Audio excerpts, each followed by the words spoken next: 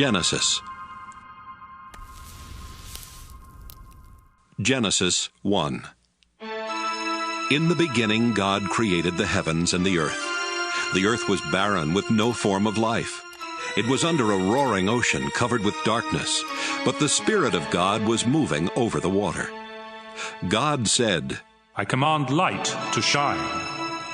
And light started shining. God looked at the light and saw that it was good.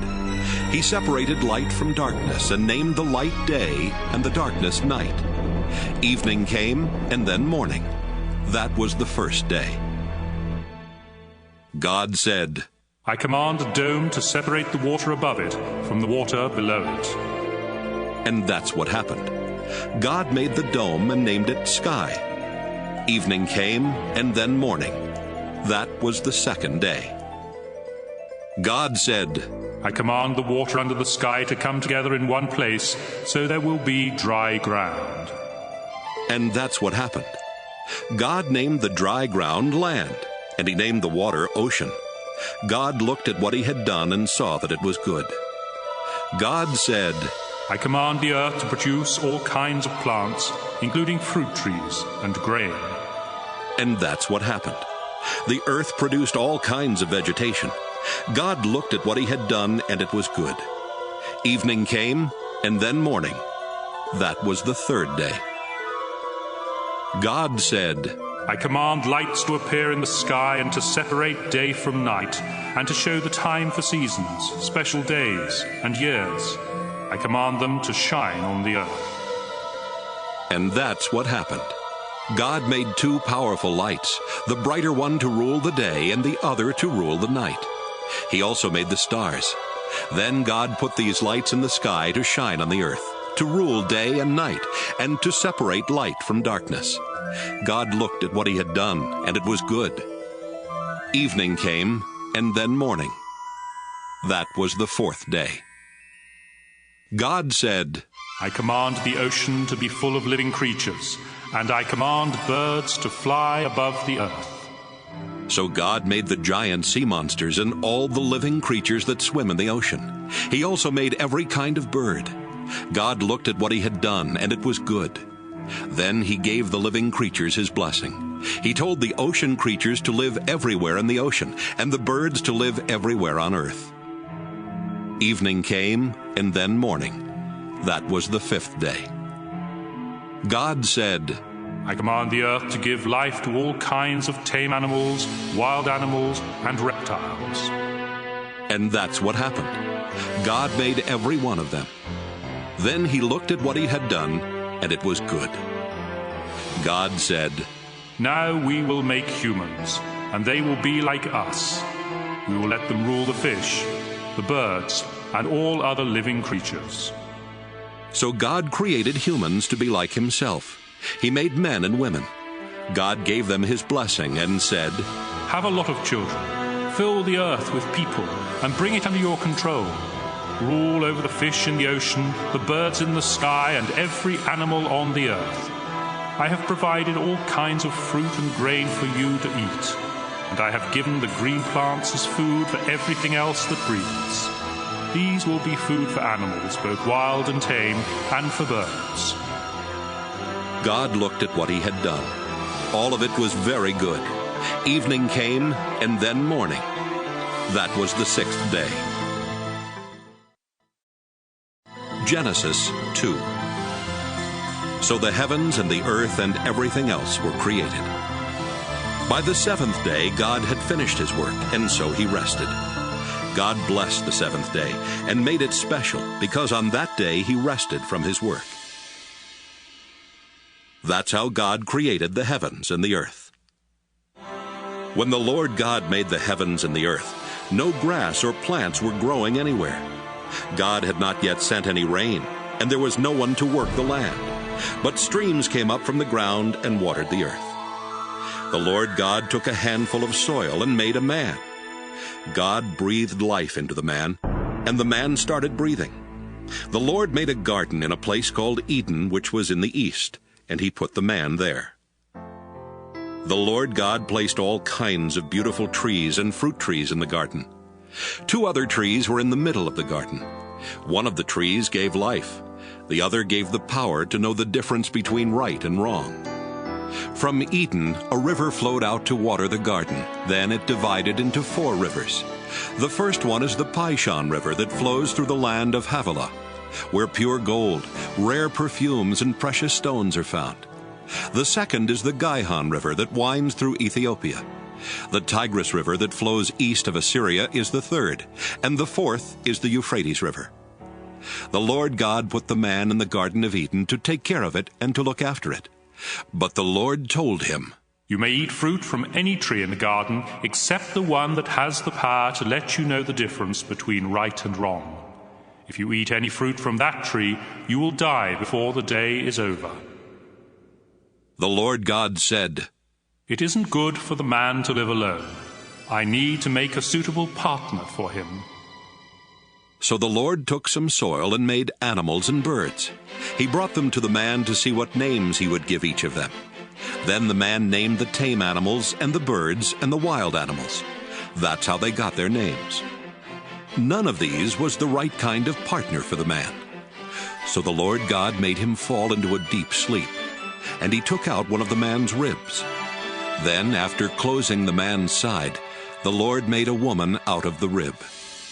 The Lord God brought her to the man, and the man exclaimed, Here is someone like me. She's part of my body, my own flesh and bones. She came from me, a man, so I will name her woman. That's why a man will leave his own father and mother. He marries a woman, and the 2 of them become like one person. Although the man and his wife were both naked, they were not ashamed. Genesis 3. The snake was sneakier than any of the other wild animals that the Lord God had made. One day, it came to the woman and asked, Did God tell you not to eat fruit from any tree in the garden? The woman answered, God said we could eat fruit from any tree in the garden, except the one in the middle. He told us not to eat fruit from that tree or even to touch it. If we do, we will die. No, you won't. the snake replied. God understands what will happen on the day you eat fruit from that tree. You will see what you have done, and you will know the difference between right and wrong, just as God does. The woman stared at the fruit. It looked beautiful and tasty. She wanted the wisdom that it would give her, and she ate some of the fruit. Her husband was there with her, so she gave some to him, and he ate it too. Right away they saw what they had done, and they realized they were naked. Then they sewed fig leaves together to make something to cover themselves. Late in the afternoon, a breeze began to blow, and the man and woman heard the Lord God walking in the garden. They were frightened and hid behind some trees. The Lord called out to the man and asked, Where are you? The man answered, I was naked, and when I heard you walking through the garden, I was frightened and hid. How did you know you were naked? God asked. Did you eat any fruit from that tree in the middle of the garden? It was the woman you put here with me. The man said. She gave me some of the fruit, and I ate it. The Lord God then asked the woman, What have you done? The snake tricked me, she answered. and I ate some of that fruit. So the Lord God said to the snake, Because of what you have done, you will be the only animal to suffer this curse. For as long as you live, you will crawl on your stomach and eat dirt. You and this woman will hate each other. Your descendants and hers will always be enemies. One of hers will strike you on the head, and you will strike him on the heel. Then the Lord said to the woman, You will suffer terribly when you give birth, but you will still desire your husband, and he will rule over you. The Lord said to the man, You listened to your wife and ate fruit from that tree, and so the ground will be under a curse because of what you did. As long as you live, you will have to struggle to grow enough food. Your food will be plants, but the ground will produce thorns and thistles. You will have to sweat to earn a living. You were made out of soil, and you will once again turn into soil. The man Adam named his wife Eve because she would become the mother of all who live. Then the Lord God made clothes out of animal skins for the man and his wife. The Lord said, These people now know the difference between right and wrong, just as we do. But they must not be allowed to eat fruit from the tree that lets them live forever. So the Lord God sent them out of the Garden of Eden, where they would have to work the ground from which the man had been made. Then God put winged creatures at the entrance to the garden and a flaming, flashing sword to guard the way to the life-giving tree. Genesis 4. Adam and Eve had a son. Then Eve said, I'll name him Cain, because I got him with the help of the Lord. Later, she had another son and named him Abel. Abel became a sheep farmer, but Cain farmed the land. One day, Cain gave part of his harvest to the Lord, and Abel also gave an offering to the Lord. He killed the firstborn lamb from one of his sheep and gave the Lord the best parts of it. The Lord was pleased with Abel and his offering, but not with Cain and his offering. This made Cain so angry that he could not hide his feelings. The Lord said to Cain, What's wrong with you? Why do you have such an angry look on your face? If you had done the right thing, you would be smiling. But you did the wrong thing, and now sin is waiting to attack you like a lion. Sin wants to destroy you, but don't let it. Cain said to his brother Abel, Let's go for a walk. And when they were out in a field, Cain killed him. Afterwards, the Lord asked Cain, Where is Abel? How should I know? He answered. Am I supposed to look after my brother? Then the Lord said, Why have you done this terrible thing? You killed your own brother, and his blood flowed onto the ground. Now his blood is calling out for me to punish you, and so I'll put you under a curse. Because you killed Abel and made his blood run out on the ground, you will never be able to farm the land again. If you try to farm the land, it won't produce anything for you. From now on, you'll be without a home, and you'll spend the rest of your life wandering from place to place. This punishment is too hard. Cain said, You're making me leave my home and live far from you. I will have to wander about without a home, and just anyone could kill me. No, the Lord answered. Anyone who kills you will be punished 7 times worse than I am punishing you. So the Lord put a mark on Cain to warn everyone not to kill him. But Cain had to go far from the Lord and live in the land of wandering, which is east of Eden. Later, Cain and his wife had a son named Enoch. At the time, Cain was building a town, and so he named it Enoch after his son. Then Enoch had a son named Irad, who had a son named Mehujael, who had a son named Methushael, who had a son named Lamech. Lamech married Ada, then Zillah. Lamech and Ada had 2 sons, Jabal and Jubal. Their son Jabal was the first to live in tents and raise sheep and goats. Jubal was the first to play harps and flutes. Lamech and Zillah had a son named Tubal-Cain, who made tools out of bronze and iron. They also had a daughter whose name was Naamah. One day Lamech said to his 2 wives, A young man wounded me, and I killed him. Anyone who tries to get even with me will be punished 10 times more than anyone who tries to get even with Cain. Adam and his wife had another son. They named him Seth because they said, God has given us a son to take the place of Abel, who was killed by his brother Cain. Later, Seth had a son and named him Enosh. About this time, people started worshiping the Lord. Genesis 5. God created men and women to be like himself. He gave them his blessing and called them human beings. This is a list of the descendants of Adam, the first man. When Adam was 130, he had a son who was just like him, and he named him Seth. Adam had more children and died at the age of 930. When Seth was 105, he had a son named Enosh. Seth had more children and died at the age of 912. When Enosh was 90, he had a son named Kenan. Enosh had more children and died at the age of 905. When Kenan was 70, he had a son named Mahalalel. Kenan had more children and died at the age of 910. When Mahalalel was 65, he had a son named Jared. Mahalalel had more children and died at the age of 895.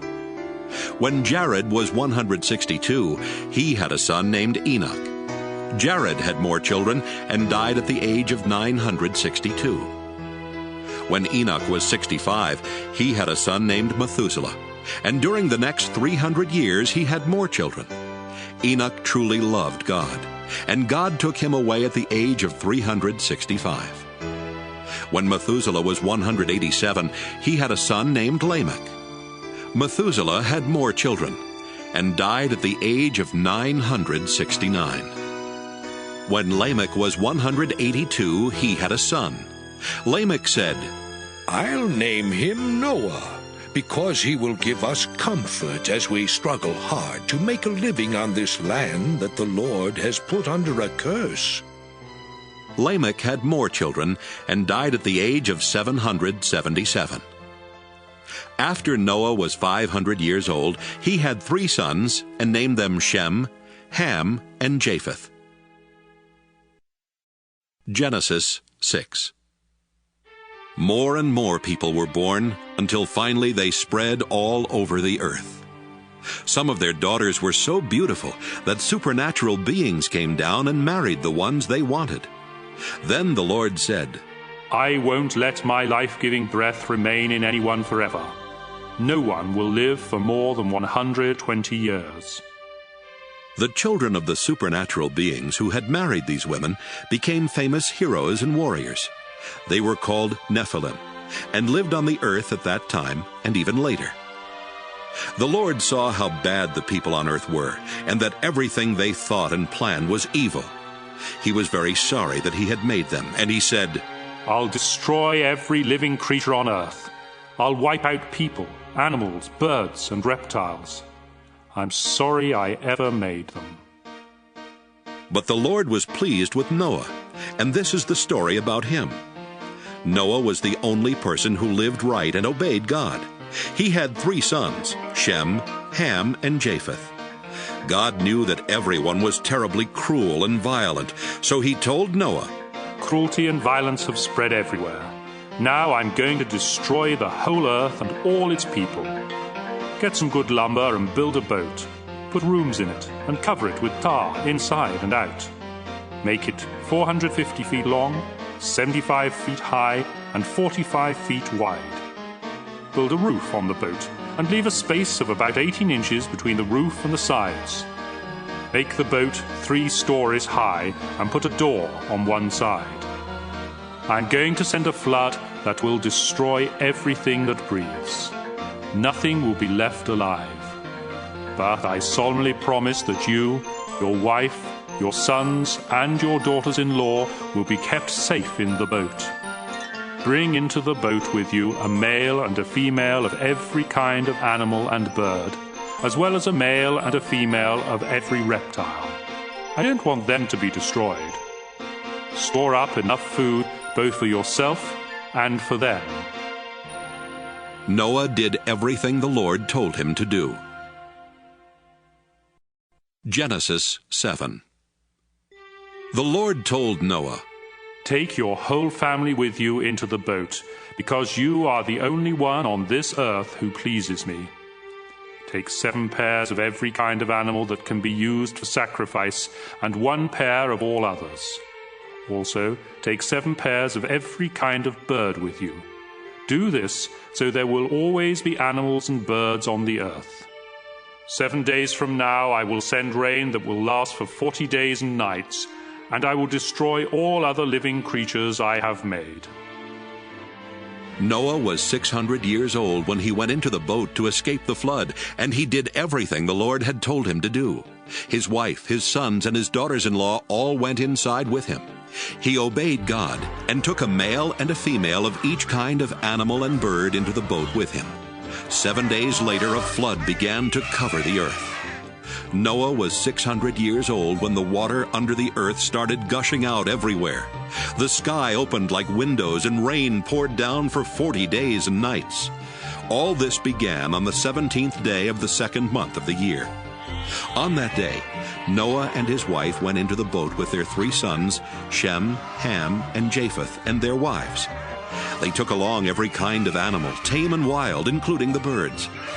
Noah took a male and a female of every living creature with him, just as God had told him to do. And when they were all in the boat, God closed the door. For 40 days the rain poured down without stopping, and the water became deeper and deeper, until the boat started floating high above the ground.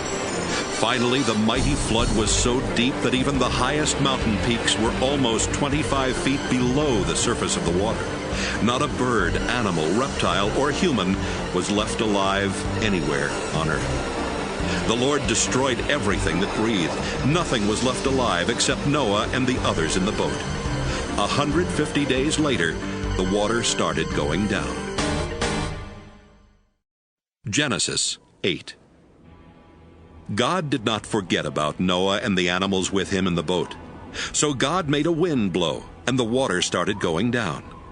God stopped up the places where the water had been gushing out from under the earth. He also closed up the sky, and the rain stopped. For 150 days, the water slowly went down. Then, on the 17th day of the 7th month of the year, the boat came to rest somewhere in the Ararat Mountains. The water kept going down, and the mountaintops could be seen on the first day of the 10th month. 40 days later, Noah opened a window to send out a raven, but it kept flying around until the water had dried up. Noah wanted to find out if the water had gone down, and he sent out a dove. Deep water was still everywhere, and the dove could not find a place to land, so it flew back to the boat. Noah held out his hand and helped it back in. 7 days later, Noah sent the dove out again. It returned in the evening, holding in its beak a green leaf from an olive tree. Noah knew that the water was finally going down. He waited 7 more days before sending the dove out again, and this time it did not return.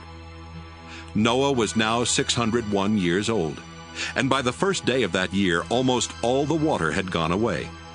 Noah made an opening in the roof of the boat and saw that the ground was getting dry. By the 27th day of the 2nd month, the earth was completely dry. God said to Noah, "You, your wife, your sons, and your daughters-in-law may now leave the boat. Let out the birds, animals, and reptiles, so they can mate and live all over the earth." After Noah and his family had gone out of the boat, the living creatures left in groups of their own kind. Noah built an altar where he could offer sacrifices to the Lord. Then he offered on the altar one of each kind of animal and bird that could be used for a sacrifice. The smell of the burning offering pleased God, and he said, "Never again will I punish the earth for the sinful things its people do. All of them have evil thoughts from the time they are young. But I will never destroy everything that breathes, as I did this time. As long as the earth remains, there will be planting and harvest, cold and heat, winter and summer, day and night." Genesis 9. God said to Noah and his sons, "I am giving you my blessing. Have a lot of children and grandchildren, so people will live everywhere on this earth. All animals, birds, reptiles, and fish will be afraid of you. I have placed them under your control, and I have given them to you for food. From now on, you may eat them as well as the green plants that you have always eaten. But life is in the blood, and you must not eat any meat that still has blood in it. I created humans to be like me, and I will punish any animal or person that takes a human life. If an animal kills someone, that animal must die. And if a person takes the life of another, that person must be put to death. I want you and your descendants to have many children, so people will live everywhere on earth. Again God said to Noah and his sons, I am going to make a solemn promise to you and to everyone who will live after you. This includes the birds and the animals that came out of the boat. I promise every living creature that the earth and those living on it will never again be destroyed by a flood. The rainbow that I have put in the sky will be my sign to you and to every living creature on earth. It will remind you that I will keep this promise forever. When I send clouds over the earth and a rainbow appears in the sky, I will remember my promise to you and to all other living creatures. Never again will I let floodwaters destroy all life. When I see the rainbow in the sky, I will always remember the promise that I have made to every living creature. The rainbow will be the sign of that solemn promise. Noah and his sons, Shem, Ham, and Japheth, came out of the boat. Ham later had a son named Canaan. All people on earth are descendants of Noah's 3 sons. Noah farmed the land and was the first to plant a vineyard. One day he got drunk and was lying naked in his tent. Ham entered the tent and saw him naked, then went back outside and told his brothers. Shem and Japheth put a robe over their shoulders and walked backward into the tent. Without looking at their father, they placed it over his body. When Noah woke up and learned what his youngest son Ham had done, he said, I now put a curse on Canaan. He will be the lowest slave of his brothers. I ask the Lord my God to bless Shem and make Canaan his slave. I pray that the Lord will give Japheth more and more land, and let him take over the territory of Shem. May Canaan be his slave. Noah lived 350 years after the flood, and died at the age of 950. Genesis 10. After the flood, Shem, Ham, and Japheth had many descendants. Japheth's descendants had their own languages, tribes, and land. They were Gomer, Magog, Madai, Javan, Tubal, Meshech, and Tyrus. Gomer was the ancestor of Ashkenaz, Riphath, and Togarmah. Javan was the ancestor of Elisha, Tarshish, Kittim, and Dodanim, who settled along the coast. Ham's descendants had their own languages, tribes, and land. They were Ethiopia, Egypt, Put, and Canaan. Cush was the ancestor of Seba, Havilah, Sabta, Raamah, and Sabteka. Raamah was the ancestor of Sheba and Dedan. Cush was also the ancestor of Nimrod, a mighty warrior whose strength came from the Lord. Nimrod is the reason for the saying, "You hunt like Nimrod with the strength of the Lord." Cush first ruled in Babylon, Erech, and Akkad, all of which were in Babylonia. From there, Nimrod went to Assyria and built the great city of Nineveh. He also built Rehoboth-ur and Calah, as well as Resen, which is between Nineveh and Calah. Egypt was the ancestor of Ludim, Anamim, Lahabim, Naphtuhim, Pathrusim, Casluhim, and Caphtorim, the ancestor of the Philistines. Canaan's sons were Sidon and Heth. He was also the ancestor of the Jebusites, the Amorites, the Girgashites, the Hivites, the Arkites, the Sinites, the Arvadites, the Zemarites, and the Hamathites. Later, the Canaanites spread from the territory of Sidon and went as far as Gaza in the direction of Gerar. They also went as far as Lasha in the direction of Sodom, Gomorrah, Admah, and Zeboim. Shem's descendants had their own languages, tribes, and land. He was the older brother of Japheth and the ancestor of the tribes of Eber. Shem was the ancestor of Elam, Asher, Arpachshad, Lud, and Aram. Aram was the ancestor of Uz, Hul, Jether, and Mash.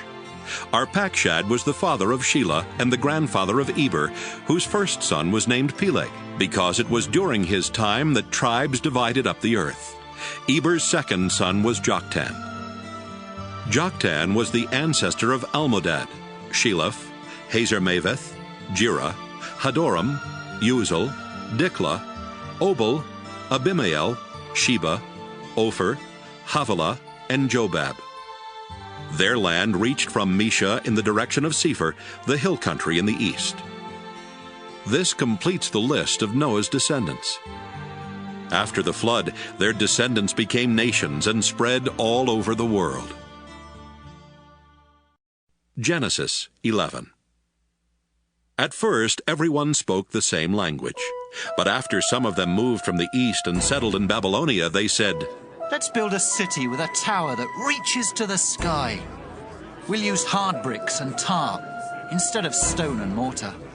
We'll become famous, and we won't be scattered all over the world." But when the Lord came down to look at the city and the tower, he said, These people are working together because they all speak the same language. This is just the beginning. Soon they will be able to do anything they want. Come on, let's go down and confuse them by making them speak different languages. Then they won't be able to understand each other. So the people had to stop building the city because the Lord confused their language and scattered them all over the earth. That's how the city of Babel got its name. 2 years after the flood, when Shem was 100, he had a son named Arpachshad. He had more children and died at the age of 600. This is a list of his descendants. When Arpachshad was 35, he had a son named Shelah. Arpachshad had more children and died at the age of 438. When Shelah was 30, he had a son named Eber. Shelah had more children and died at the age of 433. When Eber was 34, he had a son named Peleg.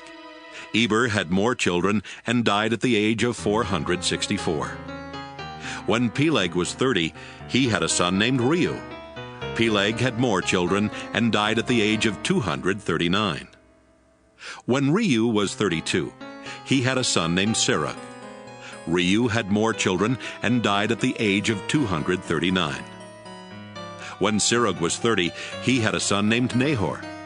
Serug had more children and died at the age of 230. When Nahor was 29, he had a son named Terah. Nahor had more children and died at the age of 148. After Terah was 70 years old, he had 3 sons, Abram, Nahor, and Haran, who became the father of Lot. Terah's sons were born in the city of Ur in Chaldea, and Haran died there before the death of his father. The following is the story of Terah's descendants. Abram married Sarai, but she was not able to have any children. And Nahor married Milcah, who was the daughter of Haran and the sister of Iscah. Terah decided to move from Ur to the land of Canaan. He took along Abram and Sarai and his grandson Lot, the son of Haran. But when they came to the city of Haran, they decided to settle there instead. Terah lived to be 205 years old and died in Haran. Genesis 12. The Lord said to Abram, Leave your country, your family, and your relatives, and go to the land that I will show you. I will bless you and make your descendants into a great nation. You will become famous and be a blessing to others. I will bless anyone who blesses you, but I will put a curse on anyone who puts a curse on you. Everyone on earth will be blessed because of you. Abram was 75 years old when the Lord told him to leave the city of Haran. He obeyed and left with his wife Sarai, his nephew Lot, and all the possessions and slaves they had gotten while in Haran. When they came to the land of Canaan, Abram went as far as the sacred tree of Moreh in a place called Shechem. The Canaanites were still living in the land at that time, but the Lord appeared to Abram and promised, I will give this land to your family forever. Abram then built an altar there for the Lord. Abram traveled to the hill country east of Bethel and camped between Bethel and Ai, where he built another altar and worshipped the Lord. Later, Abram started out toward the southern desert. The crops failed, and there was no food anywhere in the land. So Abram and his wife Sarai went to live in Egypt for a while. But just before they got there, he said, Sarai, you are really beautiful. When the Egyptians see how lovely you are, they will murder me because I am your husband. But they won't kill you. Please save my life by saying that you are my sister. As soon as Abram and Sarai arrived in Egypt, the Egyptians noticed how beautiful she was. The king's officials told him about her, and she was taken to his house. The king was good to Abram because of Sarai, and Abram was given sheep, cattle, donkeys, slaves, and camels. Because of Sarai, the Lord struck the king and everyone in his palace with terrible diseases. Finally, the king sent for Abram and said to him, "What have you done to me? Why didn't you tell me Sarai was your wife? Why did you make me believe she was your sister? Now I've married her. Take her and go. She's your wife." So the king told his men to let Abram and Sarai take their possessions and leave. Genesis 13. Abram and Sarai took everything they owned and went to the southern desert. Lot went with them. Abram was very rich. He owned many cattle, sheep, and goats, and had a lot of silver and gold. Abram moved from place to place in the southern desert, and finally he went north and set up his tents between Bethel and Ai, where he had earlier camped, and built an altar. There he worshipped the Lord. Lot, who was traveling with him, also had sheep, goats, and cattle, as well as his own family and slaves. At this time the Canaanites and the Perizzites were living in the same area, and so there wasn't enough pasture land left for Abram and Lot with all of their animals. Besides this, the men who took care of Abram's animals and the ones who took care of Lot's animals started quarreling. Abram said to Lot, "We are close relatives. We shouldn't argue, and our men shouldn't be fighting one another. There is plenty of land for you to choose from. Let's separate. If you go north, I'll go south. If you go south, I'll go north." This happened before the Lord had destroyed the cities of Sodom and Gomorrah. And when Lot looked around, he saw there was plenty of water in the Jordan Valley. All the way to Zoar, the valley was as green as the garden of the Lord or the land of Egypt. So Lot chose the whole Jordan Valley for himself, and as he started toward the east, he and Abram separated. Abram stayed in the land of Canaan. But Lot settled near the cities of the valley and put up his tents not far from Sodom, where the people were evil and sinned terribly against the Lord. After Abram and Lot had gone their separate ways, the Lord said to Abram, "Look around to the north, south, east, and west. I will give you and your family all the land you can see. It will be theirs forever. I will give you more descendants than there are specks of dust on the earth, and someday it will be easier to count the specks of dust than to count your descendants. Now walk back and forth across the land, because I am giving it to you." Abram took down his tents and went to live near the sacred trees of Mamre at Hebron, where he built an altar in honor of the Lord. Genesis 14. About this time, King Amraphel of Babylonia, King Arioch of Ellasar, King Chedorlaomer of Elam, and King Tidal of Goyim attacked King Bera of Sodom, King Birsha of Gomorrah, King Shinab of Admah, King Shemeber of Zeboim, and the king of Bela, also known as the city of Zoar. King Chedorlaomer and his allies had ruled these last 5 kings for 12 years. But in the 13th year, the kings rebelled and came together in Siddim Valley, which is now covered by the southern part of the Dead Sea. A year later, King Chedorlaomer and his allies attacked and defeated the Rephaites in Ashtaroth Karnaim, the Zuzites in Ham, and the Emites in Sheva Kiriathaim. They also defeated the Horites in the hill country of Edom as far as El Paran near the desert. They went back to the city of En-Mishpat, better known as Kadesh. Then they captured all the land that belonged to the Amalekites, and they defeated the Amorites who were living in Hazazon Tamar. At Siddim Valley, the armies of the kings of Sodom, Gomorrah, Admah, Zeboim, and Bela fought the armies of King Chedorlaomer of Elam, King Tidal of Goyim, King Amraphel of Babylonia, and King Arioch of Elasar. The valley was full of tar pits, and when the troops from Sodom and Gomorrah started running away, some of them fell into the pits. Others escaped to the hill country. Their enemies took everything of value from Sodom and Gomorrah, including their food supplies. They also captured Abram's nephew Lot, who lived in Sodom. They took him and his possessions and then left. At this time, Abram the Hebrew was living near the oaks that belonged to Mamre the Amorite. Mamre and his brothers Eshcol and Aner were Abram's friends. Someone who had escaped from the battle told Abram that his nephew Lot had been taken away. 318 of Abram's servants were fighting men, so he took them and followed the enemy as far north as the city of Dan. That night, Abram divided up his troops, attacked from all sides, and won a great victory. But some of the enemy escaped to the town of Hobah north of Damascus, and Abram went after them. He brought back his nephew Lot, together with Lot's possessions and the women and everyone else who had been captured. Abram returned after he had defeated King Chedorlaomer and the other kings. Then the king of Sodom went to meet Abram in Sheva Valley, which is also known as King's Valley. King Melchizedek of Salem was a priest of God Most High. He brought out some bread and wine and said to Abram, I bless you in the name of God Most High, creator of heaven and earth.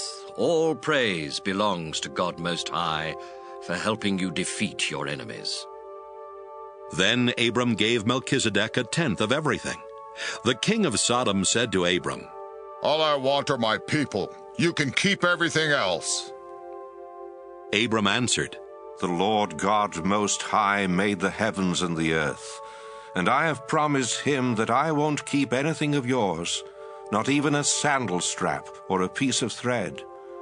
Then you can never say that you are the one who made me rich. Let my share be the food that my men have eaten.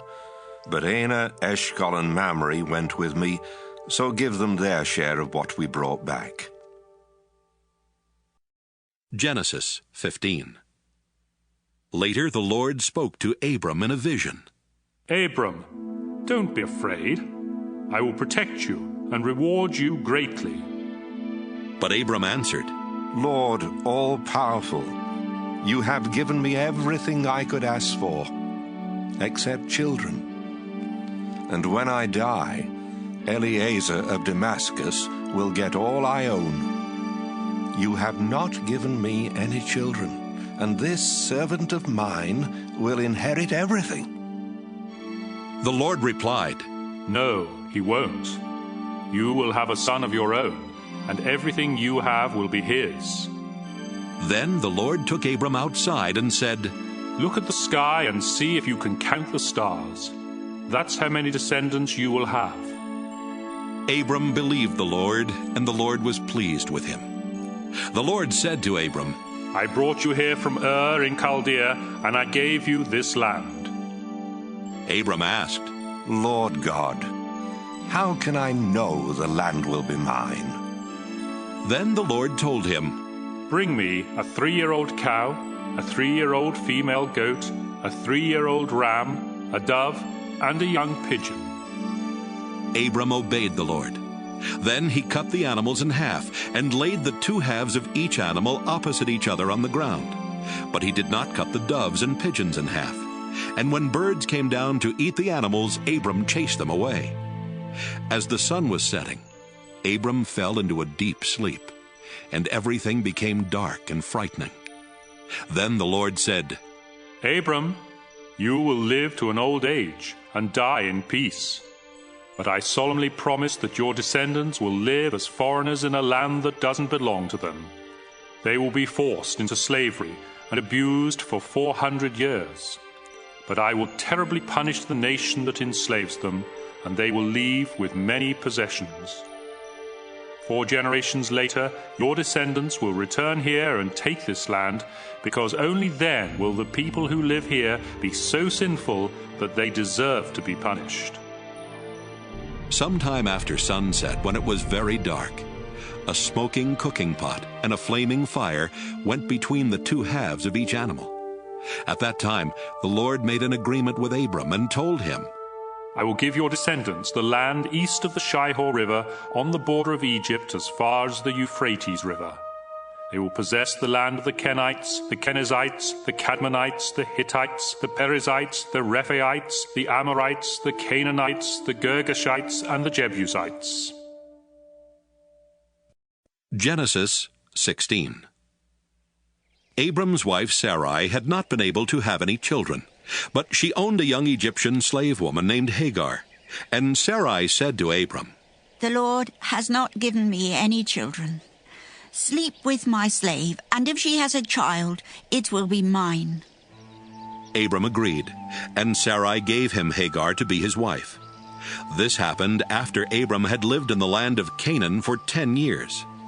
Later, when Hagar knew she was going to have a baby, she became proud and was hateful to Sarai. Then Sarai said to Abram, It's all your fault. I gave you my slave woman, but she has been hateful to me ever since she found out she was pregnant. You have done me wrong, and you will have to answer to the Lord for this. Abram said, All right. She's your slave, and you can do whatever you want with her. But Sarai began treating Hagar so harshly that she finally ran away. Hagar stopped to rest at a spring in the desert on the road to Shur. While she was there, the angel of the Lord came to her and asked, Hagar, where have you come from, and where are you going?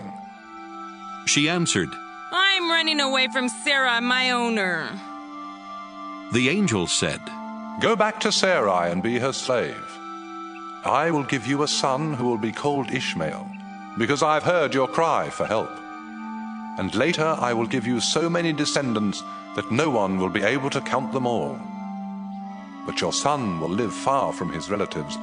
He will be like a wild donkey, fighting everyone, and everyone fighting him.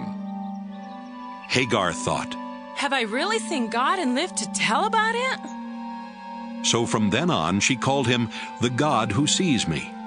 That's why people call the well between Kadesh and Bered the well of the living one who sees me. Abram was 86 years old when Hagar gave birth to their son, and he named him Ishmael. Genesis 17.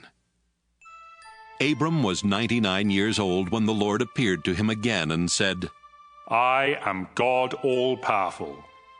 If you obey me and always do right, I will keep my solemn promise to you and give you more descendants than can be counted. Abram bowed with his face to the ground. And God said, I promise that you will be the father of many nations. That's why I now change your name from Abram to Abraham. I will give you a lot of descendants, and in the future they will become great nations. Some of them will even be kings. I will always keep the promise I have made to you and your descendants, because I am your God and their God. I will give you and them the land in which you are now a foreigner. I will give the whole land of Canaan to your family forever, and I will be their God. Abraham, you and all future members of your family must promise to obey me. As the sign that you are keeping this promise, you must circumcise every man and boy in your family. From now on, your family must circumcise every baby boy when he is 8 days old.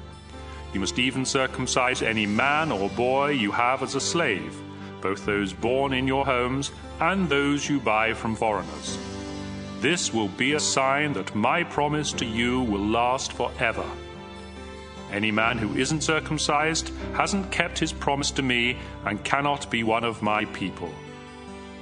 Abraham, your wife's name will now be Sarah instead of Sarai.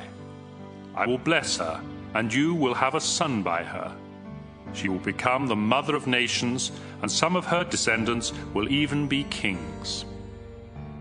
Abraham bowed with his face to the ground and thought, I am almost 100 years old. How can I become a father? And Sarah is 90. How can she have a child? So he started laughing. Then he asked God, Why not let Ishmael inherit what you have promised me?" But God answered, "No, you and Sarah will have a son. His name will be Isaac, and I will make an everlasting promise to him and his descendants.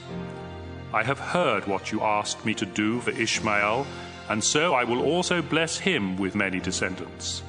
He will be the father of 12 princes, and I will make his family a great nation. But your son Isaac will be born about this time next year, and the promise I am making to you and your family will be for him and his descendants forever." God finished speaking to Abraham and then left. On that same day, Abraham obeyed God by circumcising Ishmael. Abraham was also circumcised, and so were all other men and boys in his household, including his servants and slaves. He was 99 years old at the time, and his son Ishmael was 13. Genesis 18. One hot summer afternoon, Abraham was sitting by the entrance to his tent near the sacred trees of Mamre when the Lord appeared to him. Abraham looked up and saw 3 men standing nearby. He quickly ran to meet them, bowed with his face to the ground, and said, "Please, come to my home where I can serve you. I'll have some water brought so you can wash your feet. Then you can rest under the tree. Let me get you some food to give you strength before you leave. I would be honored to serve you." "Thank you very much," they answered. "We accept your offer." Abraham quickly went to his tent and said to Sarah, "Hurry, get a large sack of flour and make some bread." After saying this, he rushed off to his herd of cattle and picked out one of the best calves, which his servant quickly prepared. He then served his guests some yogurt and milk together with the meat. While they were eating, he stood near them under the trees, and they asked, "Where is your wife, Sarah?" "She's right there, in the tent," Abraham answered. One of the guests was the Lord, and he said, "I'll come back about this time next year, and when I do, Sarah will already have a son." Sarah was behind Abraham, listening at the entrance to the tent. Abraham and Sarah were very old, and Sarah was well past the age for having children. So she laughed and said to herself, "Now that I am worn out and my husband is old, will I really know such happiness?" The Lord asked Abraham, "Why did Sarah laugh? Does she doubt that she can have a child in her old age? I am the Lord. There is nothing too difficult for me.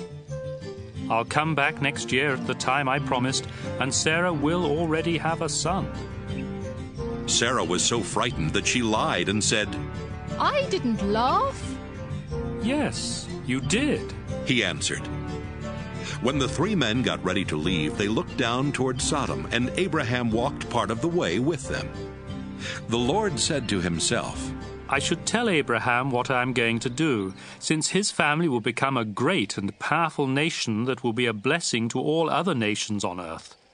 I have chosen him to teach his family to obey me forever and to do what is right and fair. Then I will give Abraham many descendants, just as I promised." The Lord said, "Abraham, I have heard that the people of Sodom and Gomorrah are doing all kinds of evil things. Now I am going down to see for myself if those people really are that bad. If they aren't, I want to know about it." The men turned and started toward Sodom, but the Lord stayed with Abraham, who asked, "Lord, when you destroy the evil people, are you also going to destroy those who are good? Wouldn't you spare the city if there are only 50 good people in it? You surely wouldn't let them be killed when you destroy the evil ones. You are the judge of all the earth, and you do what is right." The Lord replied, "If I find 50 good people in Sodom, I will save the city to keep them from being killed." Abraham answered, "I am nothing more than the dust of the earth. Please forgive me, Lord, for daring to speak to you like this. But suppose there are only 45 good people in Sodom. Would you still wipe out the whole city? If I find 45 good people, the Lord replied, I won't destroy the city. Suppose there are just 40 good people, Abraham asked. Even for them, the Lord replied, I won't destroy the city. Abraham said, Please don't be angry, Lord, if I ask you what you will do if there are only 30 good people in the city. If I find 30, the Lord replied, I still won't destroy it. Then Abraham said, I don't have any right to ask you, Lord, but what would you do if you find only 20? Because of them, I won't destroy the city, was the Lord's answer. Finally, Abraham said, Please don't get angry, Lord, if I speak just once more. Suppose you find only 10 good people there. For the sake of 10 good people, the Lord told him, I still won't destroy the city. After speaking with Abraham, the Lord left, and Abraham went back home. Genesis 19. That evening, the two angels arrived in Sodom, while Lot was sitting near the city gate. When Lot saw them, he got up, bowed down low, and said, Gentlemen, I am your servant. Please come to my home. You can wash your feet, spend the night, and be on your way in the morning. They told him, No, we'll spend the night in the city square.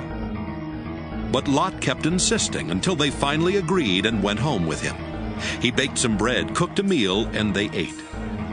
Before Lot and his guests could go to bed, every man in Sodom, young and old, came and stood outside his house and started shouting, Where are your visitors? Send them out so we can have sex with them. Lot went outside and shut the door behind him. Then he said, Friends, please don't do such a terrible thing. I have 2 daughters who have never been married. I'll bring them out, and you can do what you want with them. But don't harm these men. They are guests in my home. Don't get in our way, the crowd answered. You're an outsider. What right do you have to order us around? We'll do worse things to you than we're going to do to them.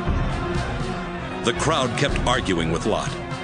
Finally, they rushed toward the door to break it down. But the two angels in the house reached out and pulled Lot safely inside. Then they struck everyone in the crowd blind, and none of them could even find the door. The two angels said to Lot, The Lord has heard many terrible things about the people of Sodom, and he has sent us here to destroy the city. Take your family and leave. Take every relative you have in the city, as well as the men your daughters are going to marry. Lot went to the men who were engaged to his daughters and said, Hurry and get out of here. The Lord is going to destroy this city. But they thought he was joking, and they laughed at him. Early the next morning, the two angels tried to make Lot hurry and leave. They said, Take your wife and your 2 daughters and get out of here as fast as you can. If you don't, every one of you will be killed when the Lord destroys the city.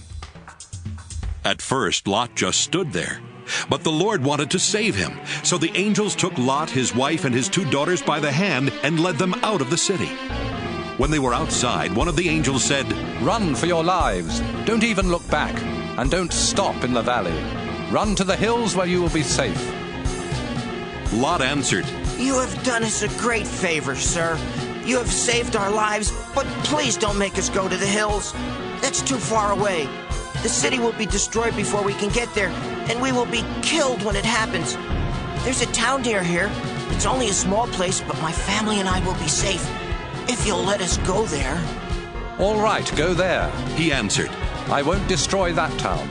Hurry, run. I can't do anything until you are safely there. The town was later called Zoar because Lot had said it was small. The sun was coming up as Lot reached the town of Zoar, and the Lord sent burning sulfur down like rain on Sodom and Gomorrah.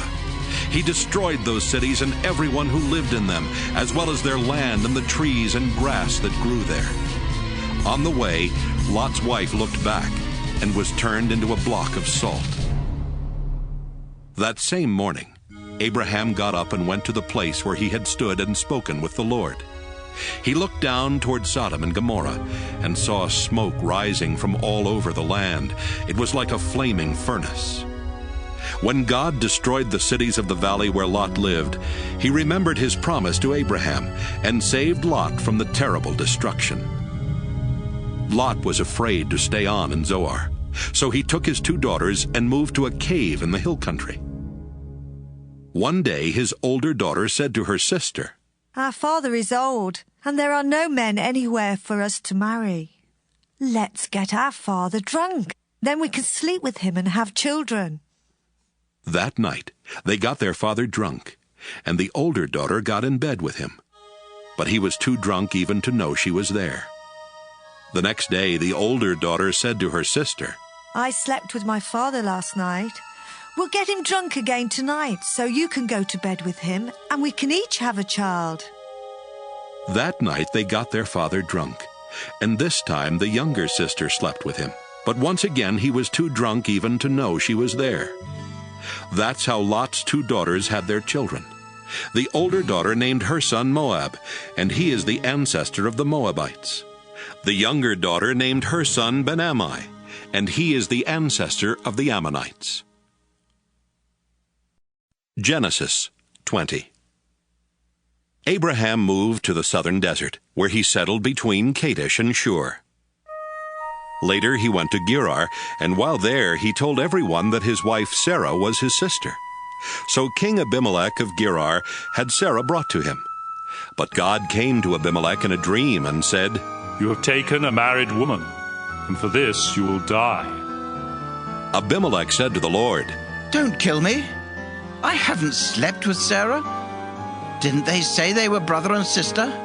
I am completely innocent." God spoke to Abimelech in another dream and said, "I know you are innocent. That's why I kept you from sleeping with Sarah and doing anything wrong. Her husband is a prophet. Let her go back to him, and his prayers will save you from death. But if you don't return her, you and all your people will die."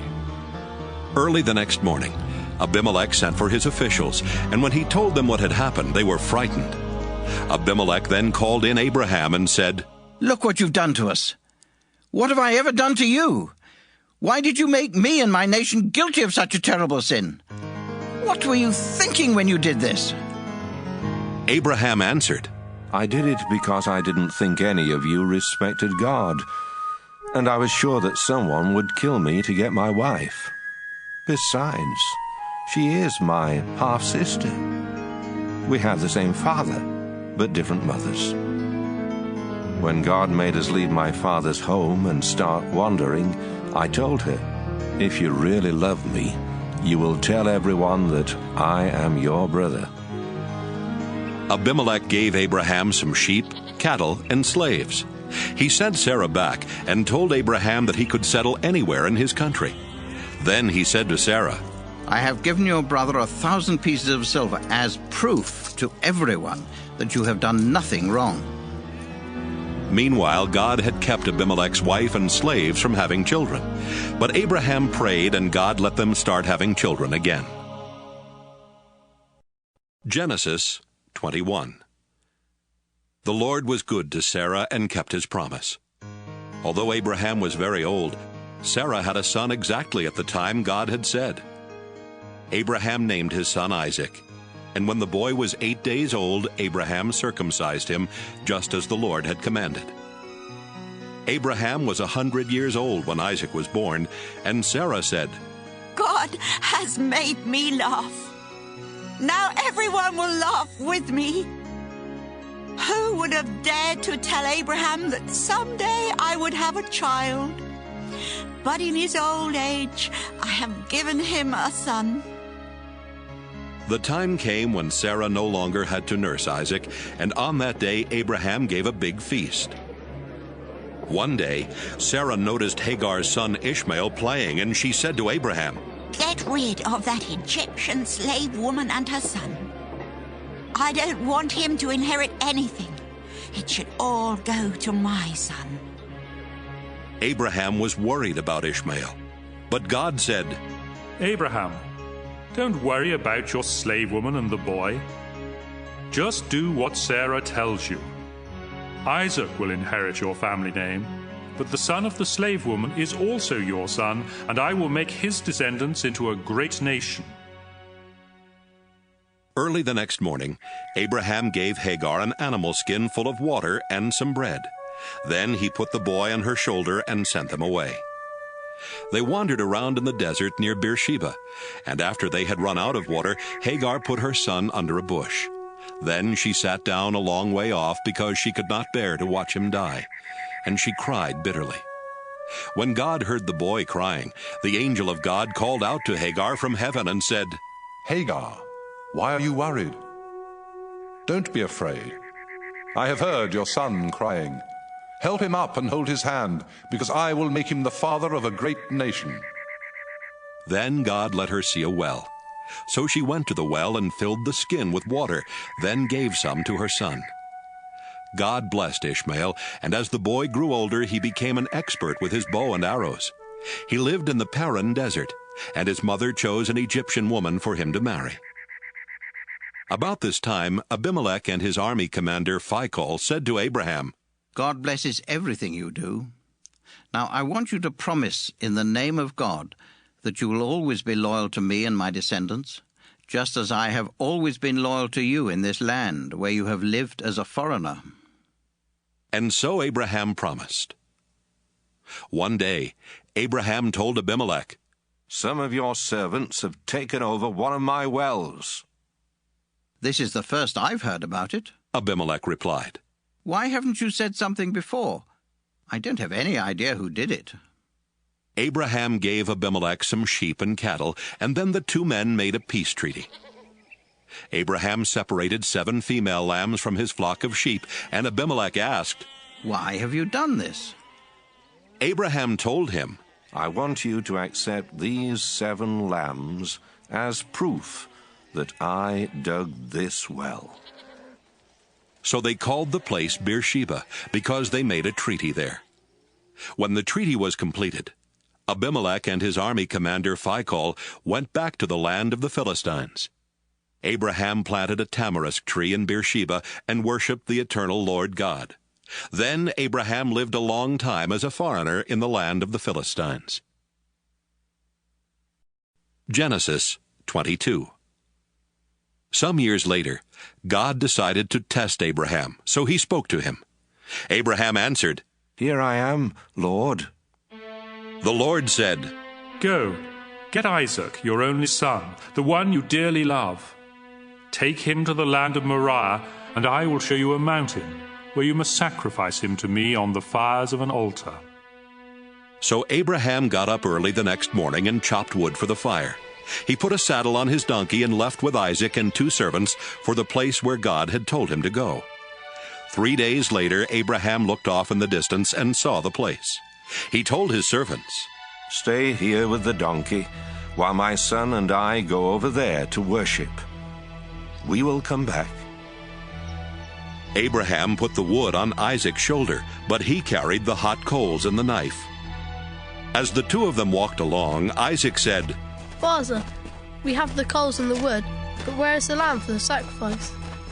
My son, Abraham answered, God will provide the lamb. The 2 of them walked on, and when they reached the place that God had told him about, Abraham built an altar and placed the wood on it. Next, he tied up his son and put him on the wood. He then took the knife and got ready to kill his son. But the Lord's angel shouted from heaven, Abraham! Abraham! Here I am, he answered. Don't hurt the boy or harm him in any way. The angel said, Now I know that you truly obey God, because you were willing to offer him your only son. Abraham looked up and saw a ram caught by its horns in the bushes. So he took the ram and sacrificed it in place of his son. Abraham named that place, The Lord Will Provide. And even now people say, On the mountain of the Lord it will be provided. The Lord's angel called out from heaven a second time. You were willing to offer the Lord your only son, and so he makes you this solemn promise. I will bless you and give you such a large family that someday your descendants will be more numerous than the stars in the sky or the grains of sand along the beach. They will defeat their enemies and take over the cities where their enemies live. You have obeyed me, and so you and your descendants will be a blessing to all nations on earth." Abraham and Isaac went back to the servants who had come with him, and they returned to Abraham's home in Beersheba. Abraham's brother Nahor had married Milcah, and Abraham was later told that they had 8 sons. Uz was their firstborn, Buz was next, and then there was Kemuel, who became the father of Aram. Their other 5 sons were Kesed, Hazo, Pildash, Jidlaph, and Bethuel, who became the father of Rebekah. Nahor also had another wife. Her name was Reumah. She had 4 sons, Tebah, Gaham, Tahash, and Maacah. Genesis 23. When Sarah was 127 years old, she died in Kiriath Arba, better known as Hebron, in the land of Canaan. After Abraham had mourned for her, he went to the Hittites and said, "I live as a foreigner in your land, and I don't own any property where I can bury my wife. Please, let me buy a piece of land." "Sir," they answered, "you're an important man. Choose the best place to bury your wife. None of us would refuse you a resting place for your dead." Abraham bowed down and replied, "If you are willing to let me bury my wife here, please ask Zohar's son Ephron to sell me Machpelah Cave at the end of his field. I'll pay what it's worth, and all of you can be witnesses." Ephron was sitting there near the city gate when Abraham made this request, and he answered, "Sir, the whole field, including the cave, is yours. With my own people as witnesses, I freely give it to you as a burial place for your dead."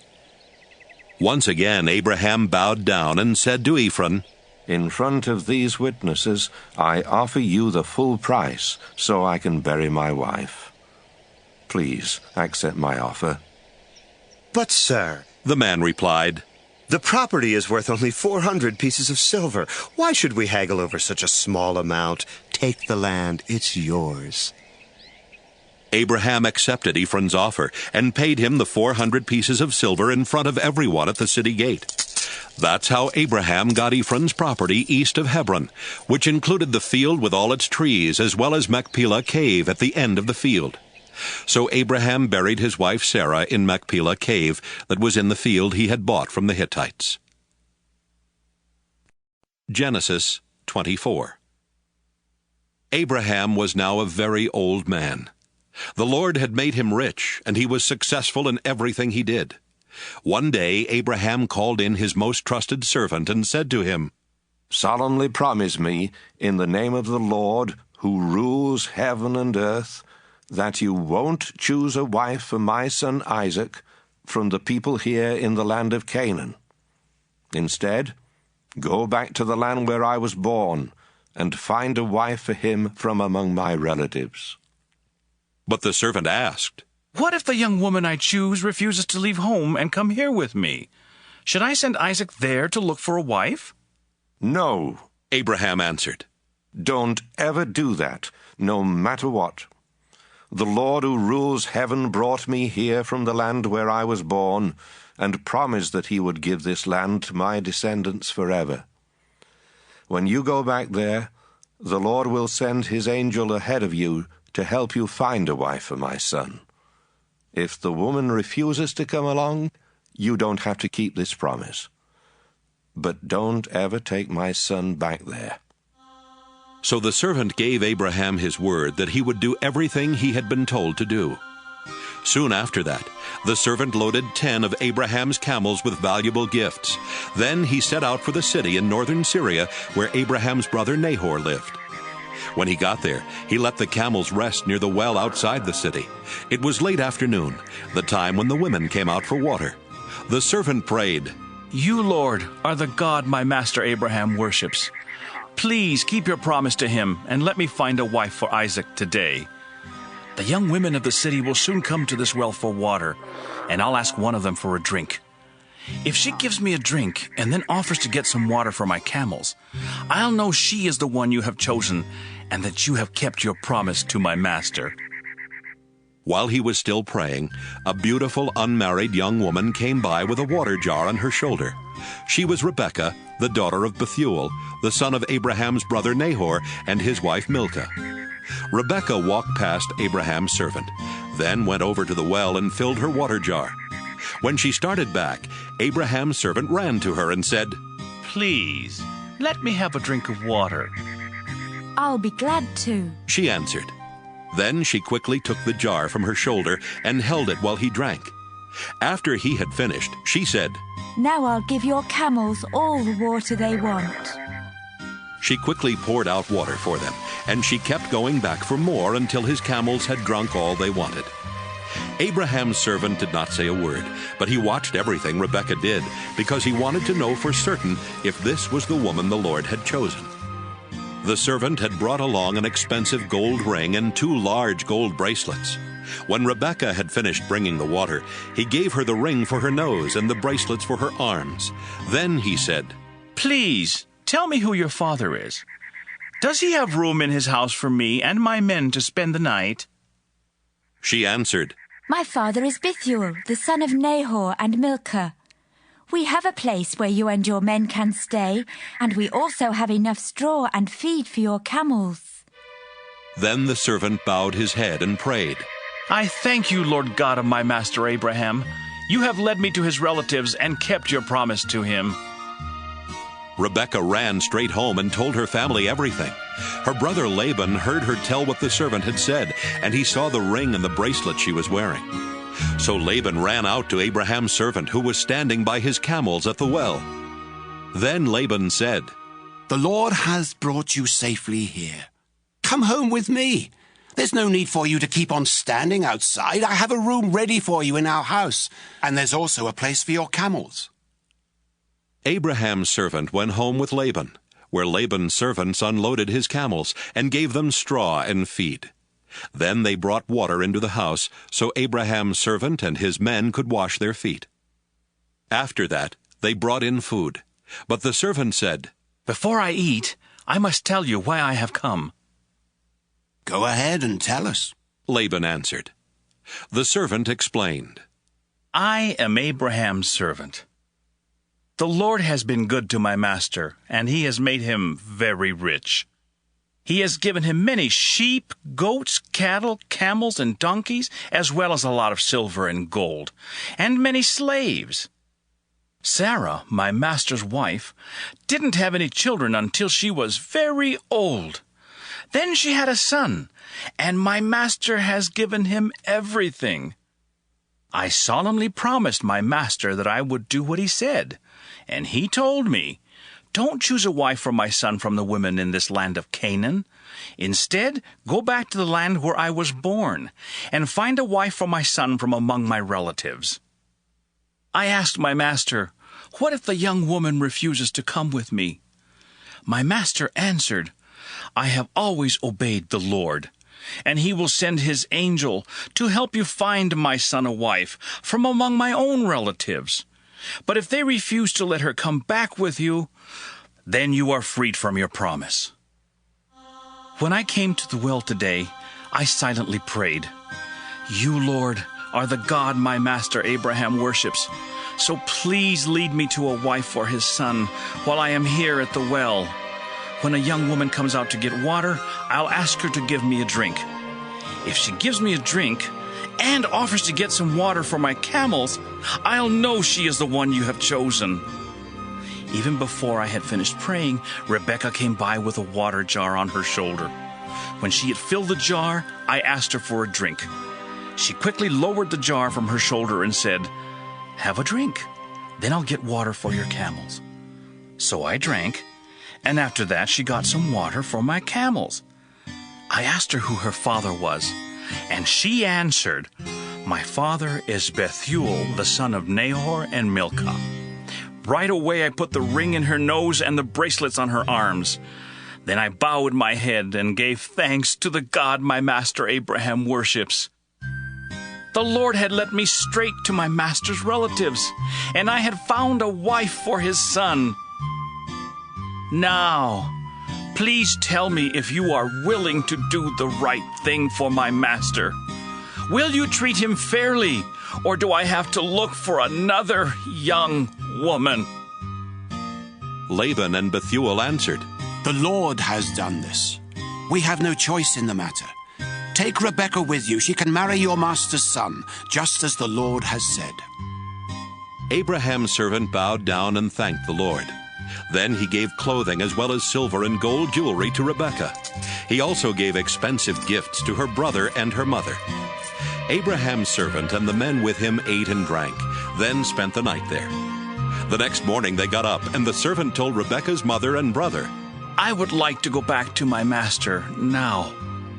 "Let Rebekah stay with us for a week or 10 days. They answered. Then she may go." But he said, "Don't make me stay any longer. The Lord has already helped me find a wife for my master's son. Now let us return." They answered, "Let's ask Rebekah what she wants to do." They called her and asked, "Are you willing to leave with this man right now?" "Yes," she answered. So they agreed to let Rebekah and an old family servant woman leave immediately with Abraham's servant and his men. They gave Rebekah their blessing and said, "We pray that God will give you many children and grandchildren, and that he will help them defeat their enemies." Afterwards, Rebekah and the young women who were to travel with her prepared to leave. Then they got on camels and left with Abraham's servant and his men. At that time, Isaac was living in the southern part of Canaan near a place called the Well of the Living One Who Sees Me. One evening he was walking out in the fields when suddenly he saw a group of people approaching on camels, so he started toward them. Rebekah saw him coming. She got down from her camel and asked, "Who is that man?" "He is my master, Isaac," the servant answered. Then Rebekah covered her face with her veil. The servant told Isaac everything that had happened. Isaac took Rebekah into the tent where his mother had lived before she died, and Rebekah became his wife. He loved her and was comforted over the loss of his mother. Genesis 25.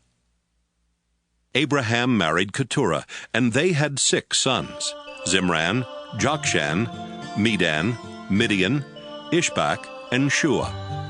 Later, Jokshan became the father of Sheba and Dedan. And when Dedan grew up, he had 3 sons, Ashurim, Letushim, and Laamim.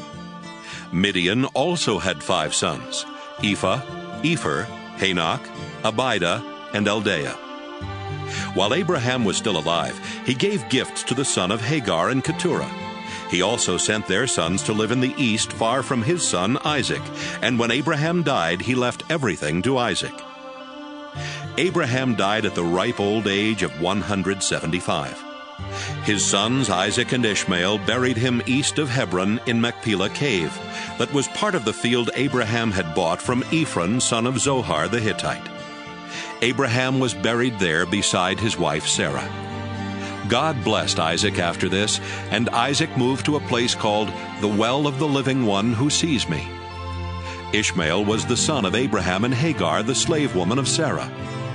Ishmael had 12 sons in this order: Nebaioth, Kedar, Adbeel, Mibsam, Mishma, Duma, Massa, Hadad, Tema, Jeter, Naphish, and Kedemah. Each of Ishmael's sons was a tribal chief, and a village was named after each of them. Ishmael had settled in the land east of his brothers, and his sons settled everywhere from Havilah to Shur, east of Egypt on the way to Ashur. Ishmael was 137 when he died. Isaac was the son of Abraham, and he was 40 years old when he married Rebekah, the daughter of Bethuel. She was also the sister of Laban the Aramean from northern Syria. Almost 20 years later, Rebekah still had no children. So Isaac asked the Lord to let her have a child, and the Lord answered his prayer. Before Rebekah gave birth, she knew she was going to have twins because she could feel them inside her fighting each other. She thought, Why is this happening to me? Finally, she asked the Lord why her twins were fighting, and he told her, Your 2 sons will become 2 separate nations. The younger of the 2 will be stronger, and the older son will be his servant. When Rebekah gave birth, the first baby was covered with red hair, so he was named Esau. The second baby grabbed onto his brother's heel, so they named him Jacob. Isaac was 60 years old when they were born. As Jacob and Esau grew older, Esau liked the outdoors and became a good hunter, while Jacob settled down and became a shepherd. Esau would take the meat of wild animals to his father Isaac, and so Isaac loved him more. But Jacob was his mother's favorite son. One day, Jacob was cooking some stew when Esau came home hungry and said, I'm starving to death. Give me some of that red stew right now. That's how Esau got the name Edom. Jacob replied, Sell me your rights as the firstborn son. I'm about to die, Esau answered. What good will those rights do me? But Jacob said, Promise me your birthrights here and now. And that's what Esau did. Jacob then gave Esau some bread and some of the bean stew, and when Esau had finished eating and drinking, he just got up and left, showing how little he thought of his rights as the firstborn. Genesis 26. Once during Abraham's lifetime, the fields had not produced enough grain, and now the same thing happened. So Isaac went to King Abimelech of the Philistines in the land of Gerar, because the Lord had appeared to Isaac and said, Isaac, stay away from Egypt. I will show you where I want you to go.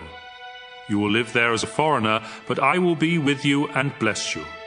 I will keep my promise to your father Abraham by giving this land to you and your descendants. I will give you as many descendants as there are stars in the sky, and I will give your descendants all of this land. They will be a blessing to every nation on earth, because Abraham did everything I told him to do.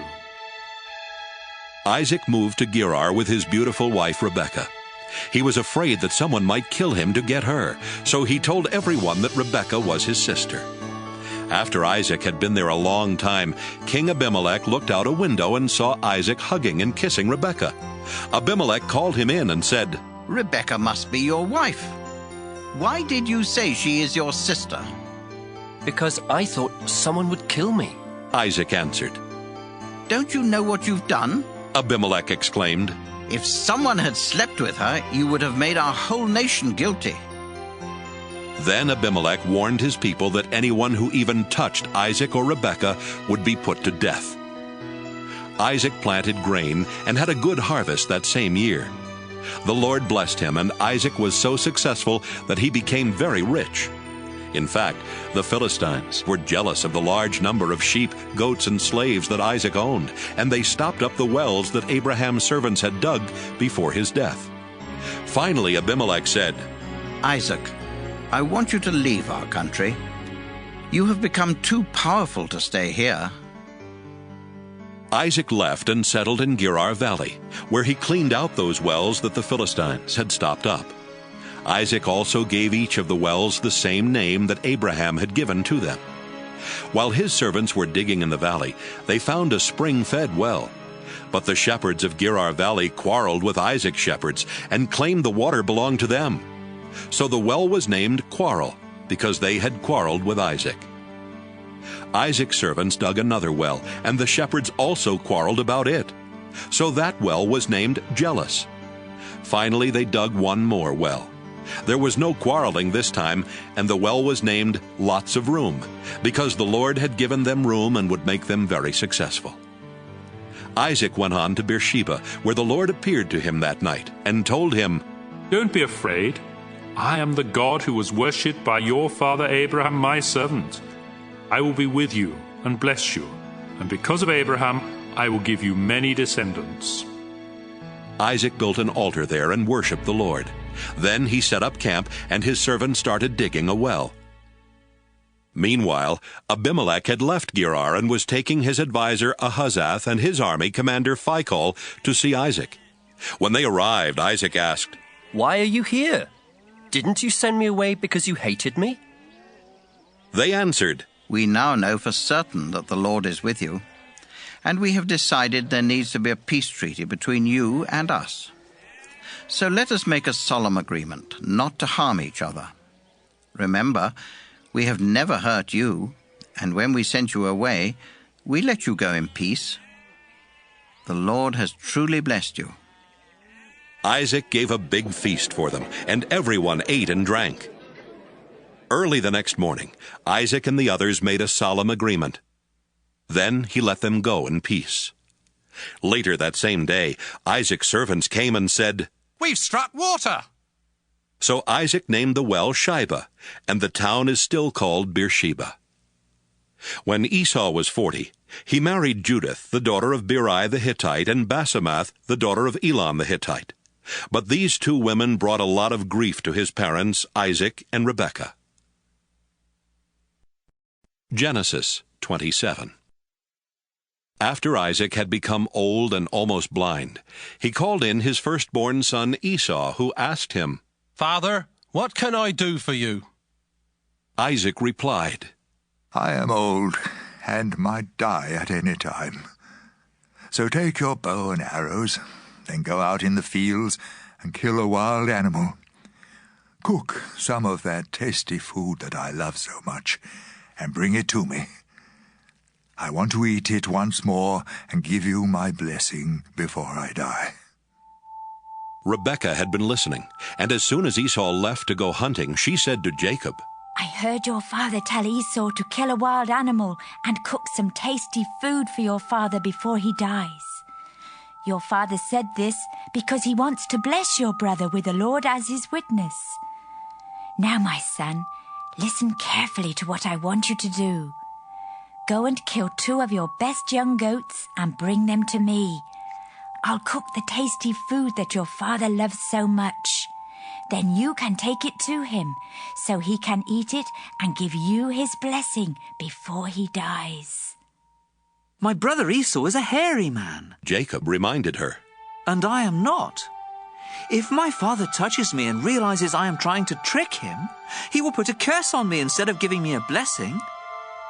Rebekah insisted, "Let his curse fall on me.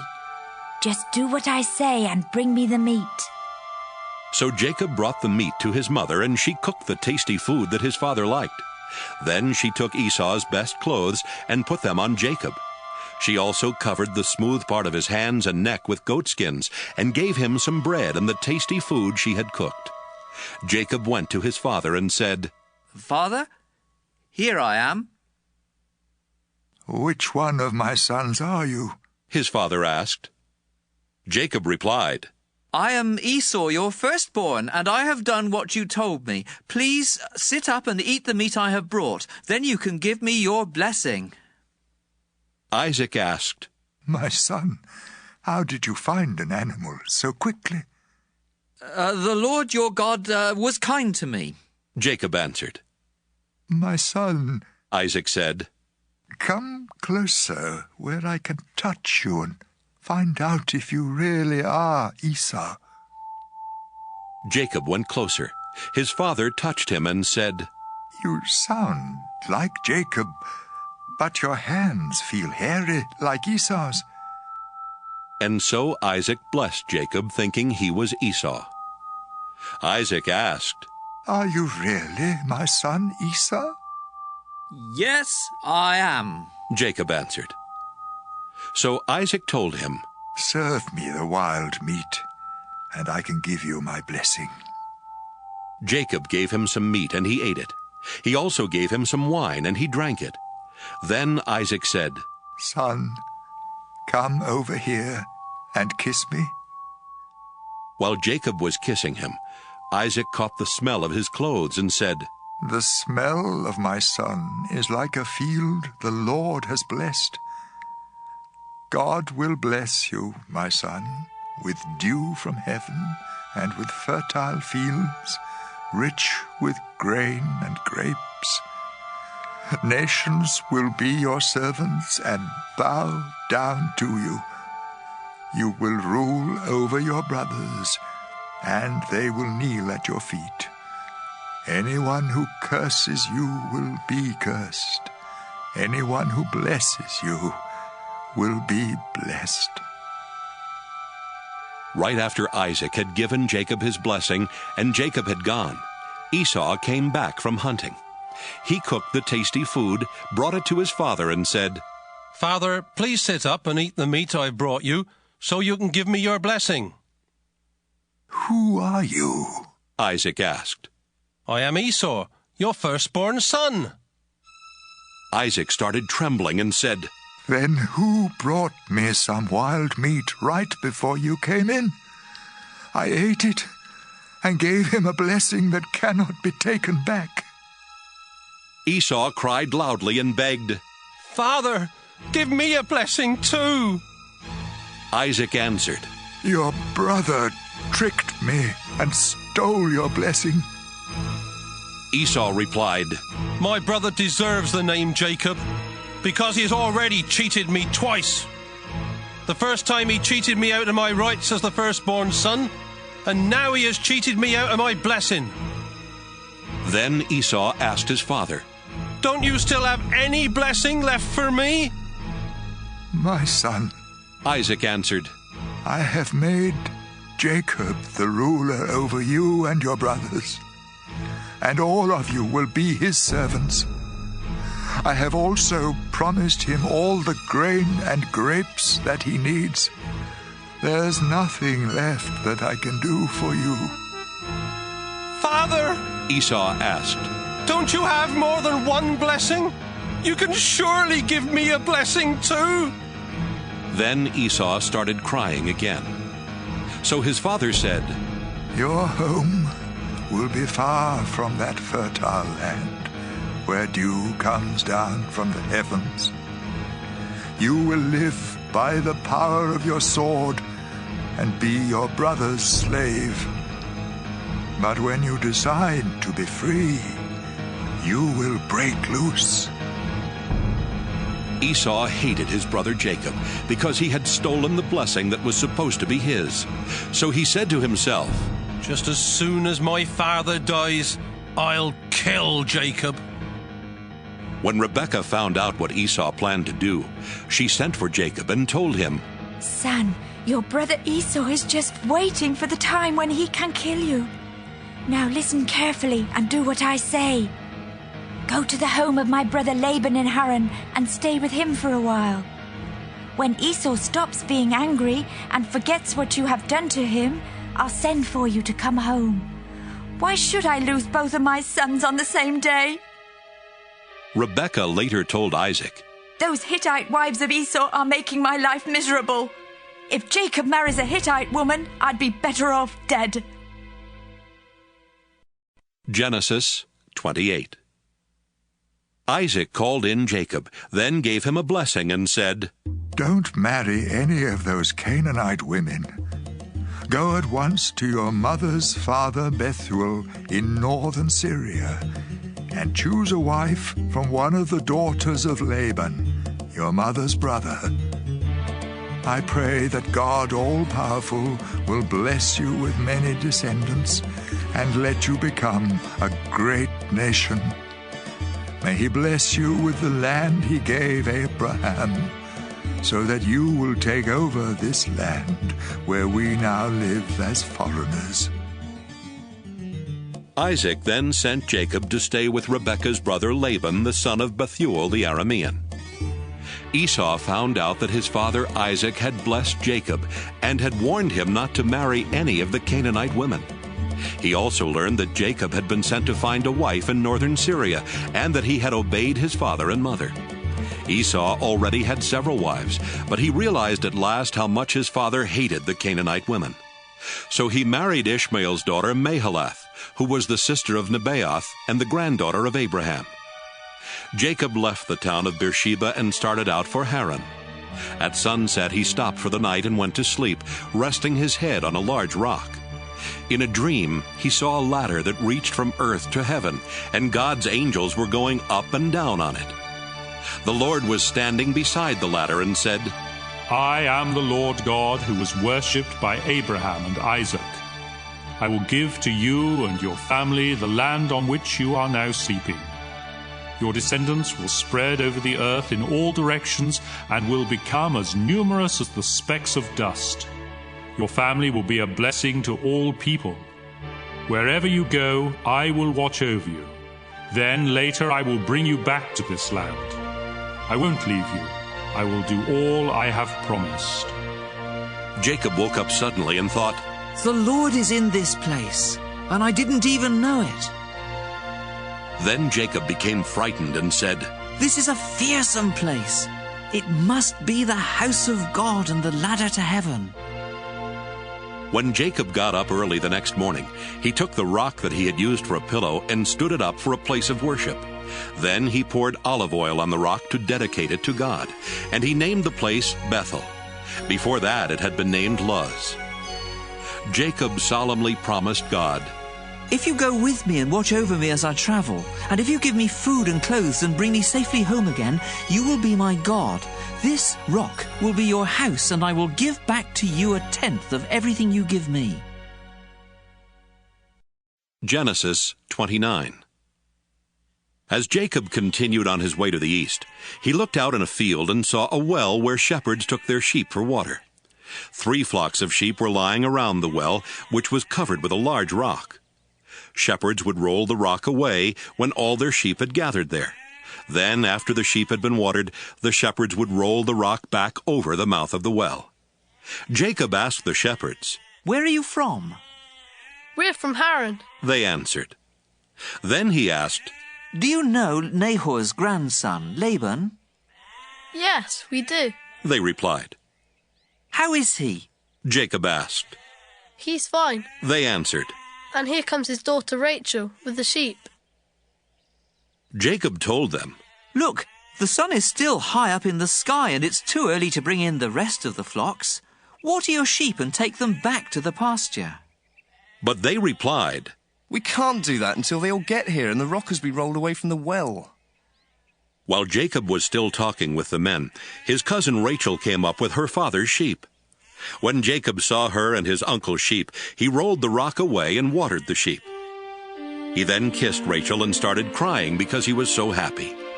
He told her that he was the son of her aunt Rebekah, and she ran and told her father about him. As soon as Laban heard the news, he ran out to meet Jacob. He hugged and kissed him and brought him to his home, where Jacob told him everything that had happened. Laban said, "You are my nephew, and you are like one of my own family." After Jacob had been there for a month, Laban said to him, "You shouldn't have to work without pay, just because you are a relative of mine. What do you want me to give you?" Laban had 2 daughters. Leah was older than Rachel, but her eyes didn't sparkle, while Rachel was beautiful and had a good figure. Since Jacob was in love with Rachel, he answered, "If you will let me marry Rachel, I'll work 7 years for you." Laban replied, "It's better for me to let you marry Rachel than for someone else to have her. So stay and work for me." Jacob worked 7 years for Laban, but the time seemed like only a few days because he loved Rachel so much. Jacob said to Laban, "The time is up, and I want to marry Rachel now." So Laban gave a big feast and invited all their neighbors. But that evening, he brought Leah to Jacob, who married her and spent the night with her. Laban also gave Zilpah to Leah as her servant woman.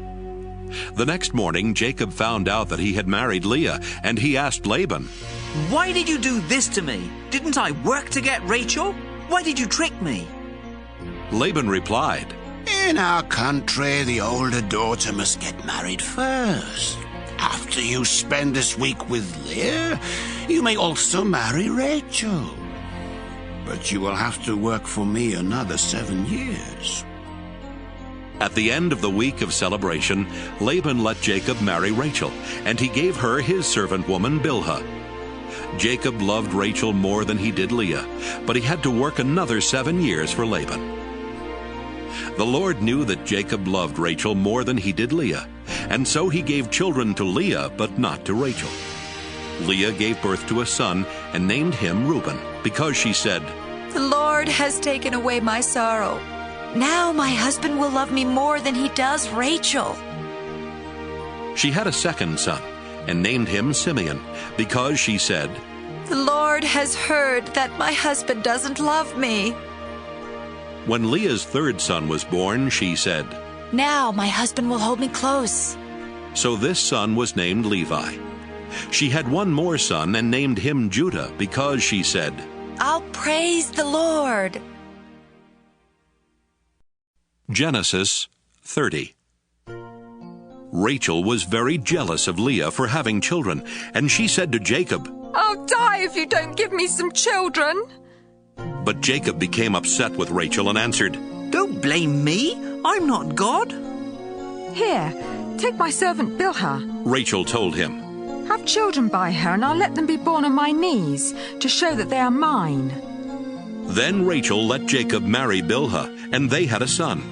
Rachel named him Dan because she said, God has answered my prayers. He has judged me and given me a son. When Bilhah and Jacob had a second son, Rachel said, I've struggled hard with my sister, and I've won. So she named the boy Naphtali. When Leah realized she could not have any more children, she let Jacob marry her servant Zilpah, and they had a son. I'm really lucky, Leah said, and she named the boy Gad. When they had another son, Leah exclaimed, I'm happy now, and all the women will say how happy I am. So she named him Asher. During the time of the wheat harvest, Reuben found some love flowers and took them to his mother Leah. Rachel asked Leah for some of them, but Leah said, It's bad enough that you stole my husband. Now you want my son's love flowers too. All right, Rachel answered. Let me have the flowers, and you can sleep with Jacob tonight. That evening, when Jacob came in from the fields, Leah told him, You're sleeping with me tonight. I hired you with my son's love flowers. They slept together that night, and God answered Leah's prayers by giving her a fifth son. Leah shouted, God has rewarded me for letting Jacob marry my servant. And she named the boy Issachar. When Leah had another son, she exclaimed, God has given me a wonderful gift, and my husband will praise me for giving him 6 sons. So she named the boy Zebulun. Later, Leah had a daughter and named her Dinah. Finally, God remembered Rachel. He answered her prayer by giving her a son. God has taken away my disgrace, she said. I'll name the boy Joseph, and I'll pray that the Lord will give me another son. After Joseph was born, Jacob said to Laban, Release me from our agreement and let me return to my own country. You know how hard I've worked for you, so let me take my wives and children and leave. But Laban told him, If you really are my friend, stay on, and I'll pay whatever you ask. I'm sure the Lord has blessed me because of you.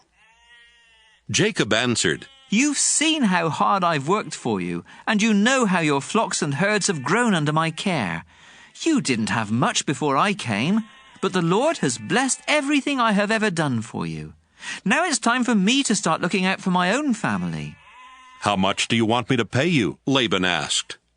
Then Jacob told him, I don't want you to pay me anything. Just do one thing, and I'll take care of your sheep and goats. Let me go through your flocks and herds and take the sheep and goats that are either spotted or speckled, and the black lambs. That's all you need to give me. In the future, you can easily find out if I've been honest. Just look and see if my animals are either spotted or speckled, or if the lambs are black. If they aren't, they've been stolen from you. I agree to that, was Laban's response. Before the end of the day, Laban had separated his spotted and speckled animals and the black lambs from the others, and had put his sons in charge of them. Then Laban made Jacob keep the rest of the sheep and goats at a distance of 3 days' journey. Jacob cut branches from some poplar trees and from some almond and evergreen trees. He peeled off part of the bark and made the branches look spotted and speckled. Then he put the branches where the sheep and goats would see them while they were drinking from the water trough. The goats mated there in front of the branches, and their young were spotted and speckled. Some of the sheep that Jacob was keeping for Laban were already spotted.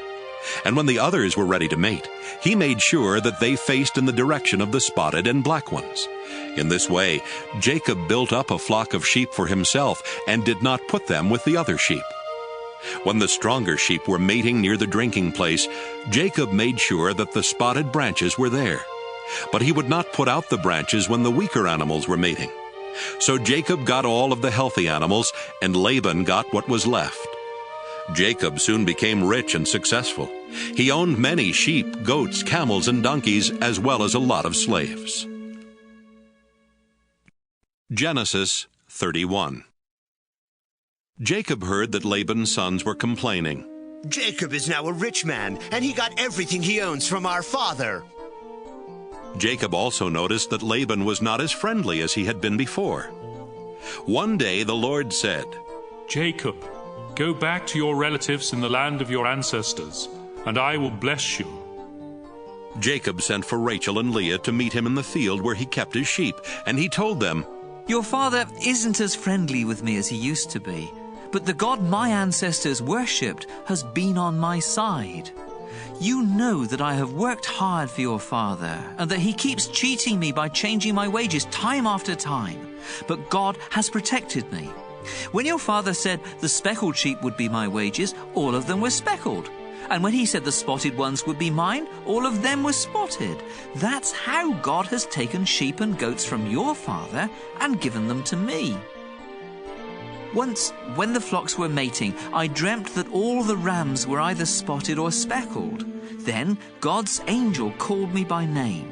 I answered, and he said, Notice that all the rams are either spotted or speckled. I know everything Laban is doing to you, and I am the God you worshipped at Bethel when you poured olive oil on a rock and made a promise to me. Leave here right away and return to the land where you were born. Rachel and Leah said to Jacob, There's nothing left for us to inherit from our father. He treats us like foreigners, and has even cheated us out of the bride price that should have been ours. Now do whatever God tells you to do. Even the property God took from our father and gave to you really belongs to us and our children. Then Jacob, his wives, and his children got on camels and left for the home of his father Isaac in Canaan. Jacob took all of the flocks, herds, and other property that he had gotten in northern Syria. Before Rachel left, she stole the household idols while Laban was out shearing his sheep. Jacob tricked Laban the Aramean by not saying that he intended to leave. When Jacob crossed the Euphrates River and headed for the hill country of Gilead, he took with him everything he owned. 3 days later, Laban found out that Jacob had gone. So he took some of his relatives along and chased after Jacob for 7 days before catching up with him in the hill country of Gilead. But God appeared to Laban in a dream that night and warned, Don't say a word to Jacob. Don't make a threat or a promise.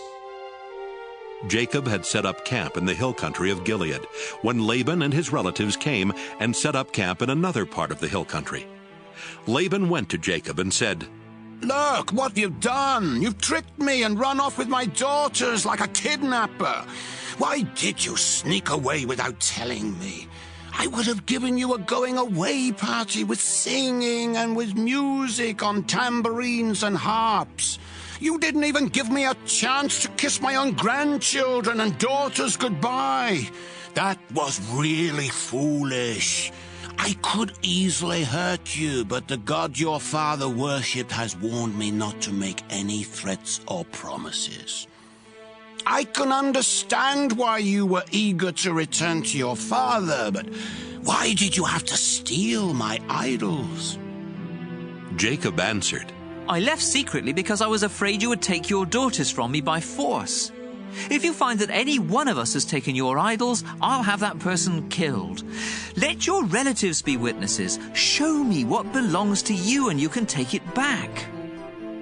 Jacob did not realize that Rachel had stolen the household idols. Laban searched the tents of Jacob, Leah, and the 2 servant women, but did not find the idols. Then he started for Rachel's tent. She had already hidden them in the cushion she used as a saddle and was sitting on it. Laban searched everywhere and did not find them. Rachel said, Father, please don't be angry with me for not getting up. I'm having my period. Laban kept on searching, but still did not find the idols. Jacob became very angry and said to Laban, "What have I done wrong? Have I committed some crime? Is that why you hunted me down? After searching through everything I have, did you find anything of yours? If so, put it here where your relatives and mine can see it. Then we can decide what to do. In all the 20 years that I've worked for you, not one of your sheep or goats has had a miscarriage, and I've never eaten even one of your rams. If a wild animal killed one of your sheep or goats, I paid for it myself. In fact, you demanded the full price, whether the animal was killed during the day or at night. I sweated every day, and I couldn't sleep at night because of the cold. I had to work 14 of these 20 long years to earn your 2 daughters, and another 6 years to buy your sheep and goats. During that time, you kept changing my wages. If the fearsome God worshipped by Abraham and my father Isaac had not been on my side, you would have sent me away without a thing. But God saw my hard work, and he knew the trouble I was in, so he helped me. Then, last night, he told you how wrong you were." Laban said to Jacob, "Leah and Rachel are my daughters, and their children belong to me. All these sheep you are taking are really mine, too. In fact, everything you have belongs to me. But there is nothing I can do to keep my daughters and their children. So I am ready to make an agreement with you, and we will pile up some large rocks here to remind us of the agreement." After Jacob had set up a large rock, he told his men to get some more rocks and pile them up next to it. Then Jacob and Laban ate a meal together beside the rocks. Laban named the pile of rocks Jegar-Sahadutha, but Jacob named it Galeed. Laban said to Jacob, "This pile of rocks will remind us of our agreement." That's why the place was named Galeed. Laban also said, "This pile of rocks means that the Lord will watch us both while we are apart from each other." So the place was also named Mizpah. Then Laban said, "If you mistreat my daughters or marry other women, I may not know about it, but remember, God is watching us. Both this pile of rocks and this large rock have been set up between us as a reminder. I must never go beyond them to attack you, and you must never go beyond them to attack me. My father Nahor, your grandfather Abraham, and their ancestors all worship the same God, and he will make sure that we each keep the agreement." Then Jacob made a promise in the name of the fearsome God his father Isaac had worshipped. Jacob killed an animal and offered it as a sacrifice there on the mountain, and he invited his men to eat with him. After the meal, they spent the night on the mountain. Early the next morning, Laban kissed his daughters and his grandchildren goodbye, then he left to go back home. Genesis 32. As Jacob was on his way back home, some of God's angels came and met him. When Jacob saw them, he said, "This is God's camp." So he named the place Mahanaim. Jacob sent messengers on ahead to Esau, who lived in the land of Seir, also known as Edom. Jacob told them to say to Esau, "Master, I am your servant. I have lived with Laban all this time, and now I own cattle, donkeys, and sheep, as well as many slaves. Master, I am sending these messengers in the hope that you will be kind to me." When the messengers returned, they told Jacob, "We went to your brother Esau, and now he's heading this way with 400 men.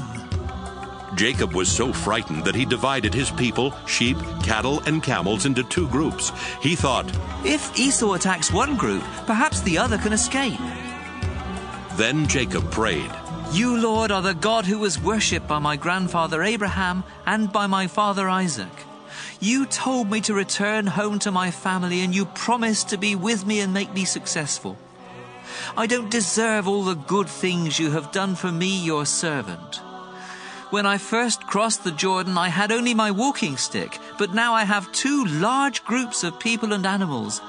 Please rescue me from my brother. I am afraid he will come and attack not only me, but my wives and children as well. But you have promised that I would be a success, and that someday it will be as hard to count my descendants as it is to count the stars in the sky. After Jacob had spent the night there, he chose some animals as gifts for Esau: 200 female goats and 20 males, 200 female sheep and 20 males, 30 female camels with their young, 40 cows and 10 bulls, and 20 female donkeys and 10 males. Jacob put servants in charge of each herd and told them, "Go ahead of me and keep a space between each herd." Then he said to the servant in charge of the first herd, "When Esau meets you, he will ask whose servant you are. He will want to know where you are going and who owns those animals in front of you. So tell him, they belong to your servant Jacob, who is coming this way. He is sending them as a gift to his master Esau." Jacob also told the men in charge of the second and third herds and those who followed to say the same thing when they met Esau. And Jacob told them to be sure to say that he was right behind them. Jacob hoped the gifts would make Esau friendly, so Esau would be glad to see him when they met. Jacob's men took the gifts on ahead of him, but he spent the night in camp. Jacob got up in the middle of the night and took his wives, his 11 children, and everything he owned across to the other side of the Jabbok River for safety. Afterwards, Jacob went back and spent the rest of the night alone. A man came and fought with Jacob until just before daybreak. When the man saw that he could not win, he struck Jacob on the hip and threw it out of joint. They kept on wrestling until the man said, "Let go of me. It's almost daylight." "You can't go until you bless me," Jacob replied. Then the man asked, "What is your name?" "Jacob," he answered. The man said, "Your name will no longer be Jacob. You have wrestled with God and with men, and you have won. That's why your name will be Israel." Jacob said, "Now tell me your name." "Don't you know who I am?" he asked, and he blessed Jacob. Jacob said, "I have seen God face to face, and I am still alive." So he named the place Peniel. The sun was coming up as Jacob was leaving Peniel. He was limping because he had been struck on the hip, and the muscle on his hip joint had been injured. That's why even today the people of Israel don't eat the hip muscle of any animal. Genesis 33. Later that day, Jacob met Esau coming with his 400 men. So Jacob had his children walk with their mothers. The 2 servant women, Zilpah and Bilhah, together with their children went first, followed by Leah and her children, then by Rachel and Joseph. Jacob himself walked in front of them all, bowing to the ground 7 times as he came near his brother. But Esau ran toward Jacob and hugged and kissed him. Then the 2 brothers started crying. When Esau noticed the women and children, he asked, "Whose children are these?" Jacob answered, "These are the ones the Lord has been kind enough to give to me, your servant." Then the 2 servant women and their children came and bowed down to Esau. Next, Leah and her children came and bowed down. Finally, Joseph and Rachel also came and bowed down. Esau asked Jacob, "What did you mean by these herds I met along the road?" "Master," Jacob answered, "I sent them so that you would be friendly to me." "But brother, I already have plenty," Esau replied. "Keep them for yourself." "No," Jacob said. "Please accept these gifts as a sign of your friendship for me. When you welcomed me and I saw your face, it was like seeing the face of God. Please accept these gifts I brought to you. God has been good to me, and I have everything I need." Jacob kept insisting until Esau accepted the gifts. "Let's get ready to travel," Esau said. "I'll go along with you." But Jacob answered, "Master, you know traveling is hard on children, and I have to look after the sheep and goats that are nursing their young. If my animals travel too much in one day, they will all die. Why don't you go on ahead and let me travel along slowly with the children, the herds and the flocks? We can meet again in the country of Edom." Esau replied, "Let me leave some of my men with you." "You don't have to do that," Jacob answered.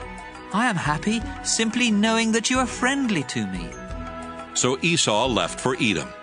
But Jacob went to Succoth, where he built a house for himself and set up shelters for his animals. That's why the place is called Succoth. After leaving northern Syria, Jacob arrived safely at Shechem in Canaan and set up camp outside the city. The land where he camped was owned by the descendants of Hamor, the father of Shechem. So Jacob paid them 100 pieces of silver for the property. Then he set up his tents and built an altar there to honor the God of Israel. Genesis 34. Dinah, the daughter of Jacob and Leah, went to visit some of the women who lived there. She was seen by Hamor's son Shechem, the leader of the Hivites, and he grabbed her and raped her. But Shechem was attracted to Dinah, so he told her how much he loved her. He even asked his father to get her for his wife. Meanwhile, Jacob heard what had happened. But his sons were out in the fields with the cattle, so he did not do anything at the time.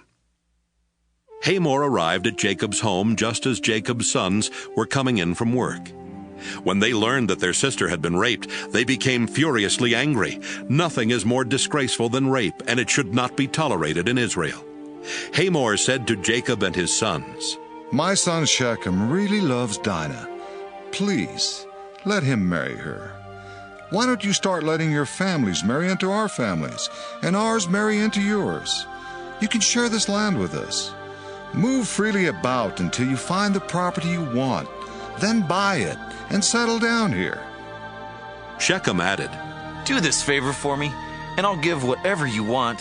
Ask anything, no matter how expensive. I'll do anything.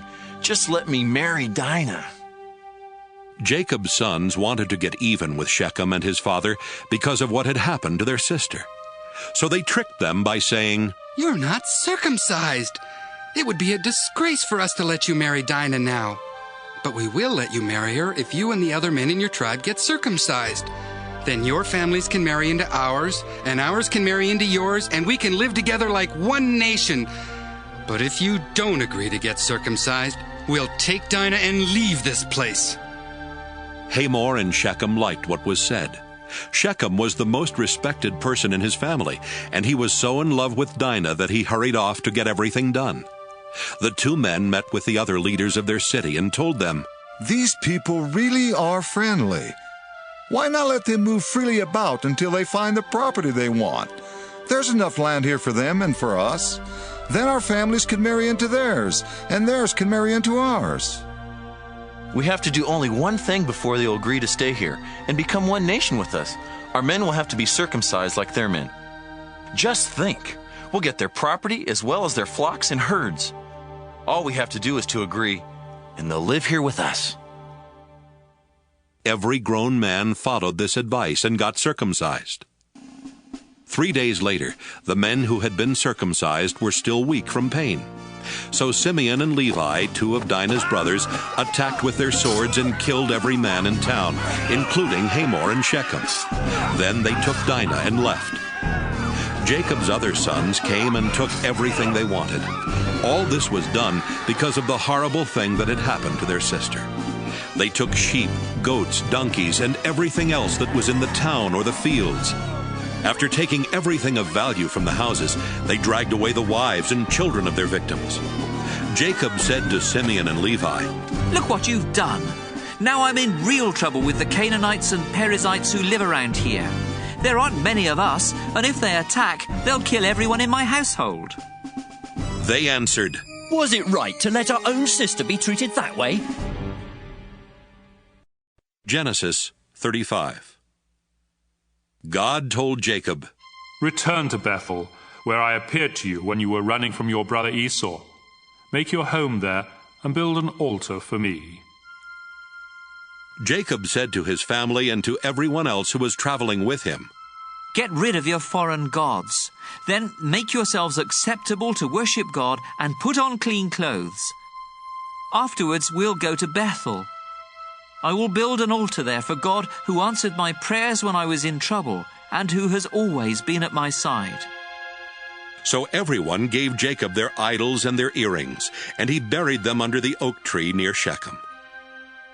While Jacob and his family were traveling through Canaan, God terrified the people in the town so much that no one dared bother them.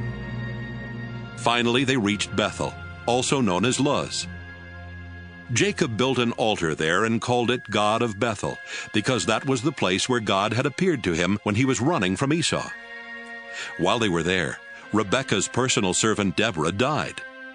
They buried her under an oak tree and called it Weeping Oak. After Jacob came back to the land of Canaan, God appeared to him again. This time he gave Jacob a new name and blessed him by saying, "I am God all-powerful, and from now on your name will be Israel instead of Jacob. You will have many children.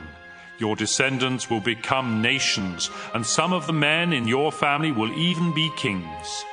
I will give you the land that I promised Abraham and Isaac, and it will belong to your family forever." After God had gone, Jacob set up a large rock so that he would remember what had happened there. Then he poured wine and olive oil on the rock to show that it was dedicated to God, and he named the place Bethel. Jacob and his family had left Bethel and were still a long way from Ephrath when the time came for Rachel's baby to be born. She was having a rough time, but the woman who was helping her said, "Don't worry, it's a boy." Rachel was at the point of death, and right before dying she said, "I'll name him Benoni." But Jacob called him Benjamin. Rachel was buried beside the road to Ephrath, which is also called Bethlehem. Jacob set up a tombstone over her grave, and it is still there. Jacob, also known as Israel, traveled to the south of Eder Tower, where he set up camp.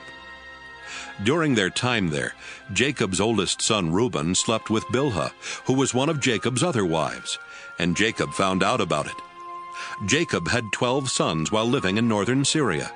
His firstborn Reuben was the son of Leah, who later gave birth to Simeon, Levi, Judah, Issachar, and Zebulun.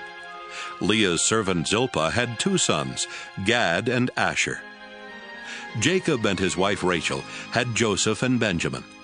Rachel's servant woman Bilhah had 2 more sons, Dan and Naphtali. Jacob went to his father Isaac at Hebron, also called Mamre or Kiriath Arba, where Isaac's father Abraham had lived as a foreigner. Isaac died at the ripe old age of 180. Then his sons Esau and Jacob buried him. Genesis 36. Esau, also known as Edom, had many descendants. He married 3 Canaanite women. The first was Adah, the daughter of Elam the Hittite. The second was Oholibamah, the daughter of Anah and the granddaughter of Zibeon the Hivite. The third was Basemath, who was Ishmael's daughter and Nebaioth's sister. Esau and his 3 wives had 5 sons while in Canaan. Adah's son was Eliphaz. Basemath's son was Reuel. Oholibamah's 3 sons were Jeush, Jalam, and Korah.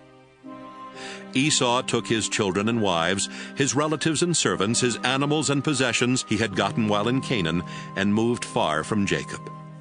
He did this because the land was too crowded and could not support him and his brother with their flocks and herds.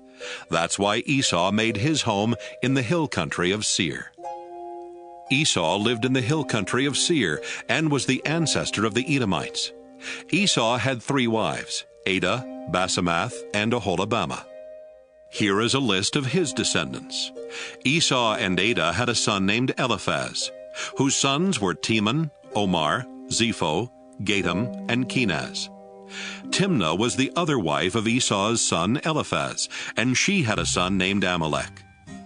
Esau and Basemath had a son named Reuel, whose sons were Nahath, Zerah, Shammah, and Mizah. Esau and Oholibamah had 3 sons, Jeush, Jalam, and Korah.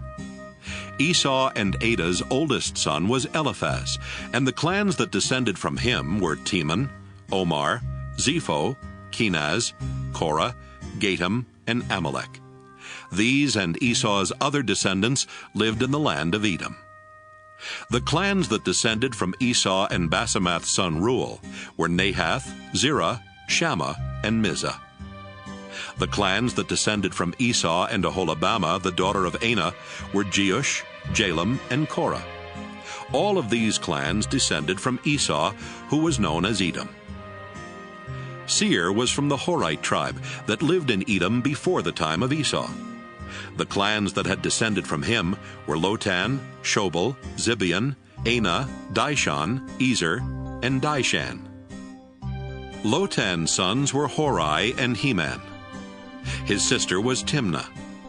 Shobal's sons were Alvan, Manahath, Ebal, Shepho, and Onam. Zibeon's sons were Ea and Anah, the same Anah who found an oasis in the desert while taking the donkeys of his father out to pasture. Anah's children were Dishon and Aholibamah.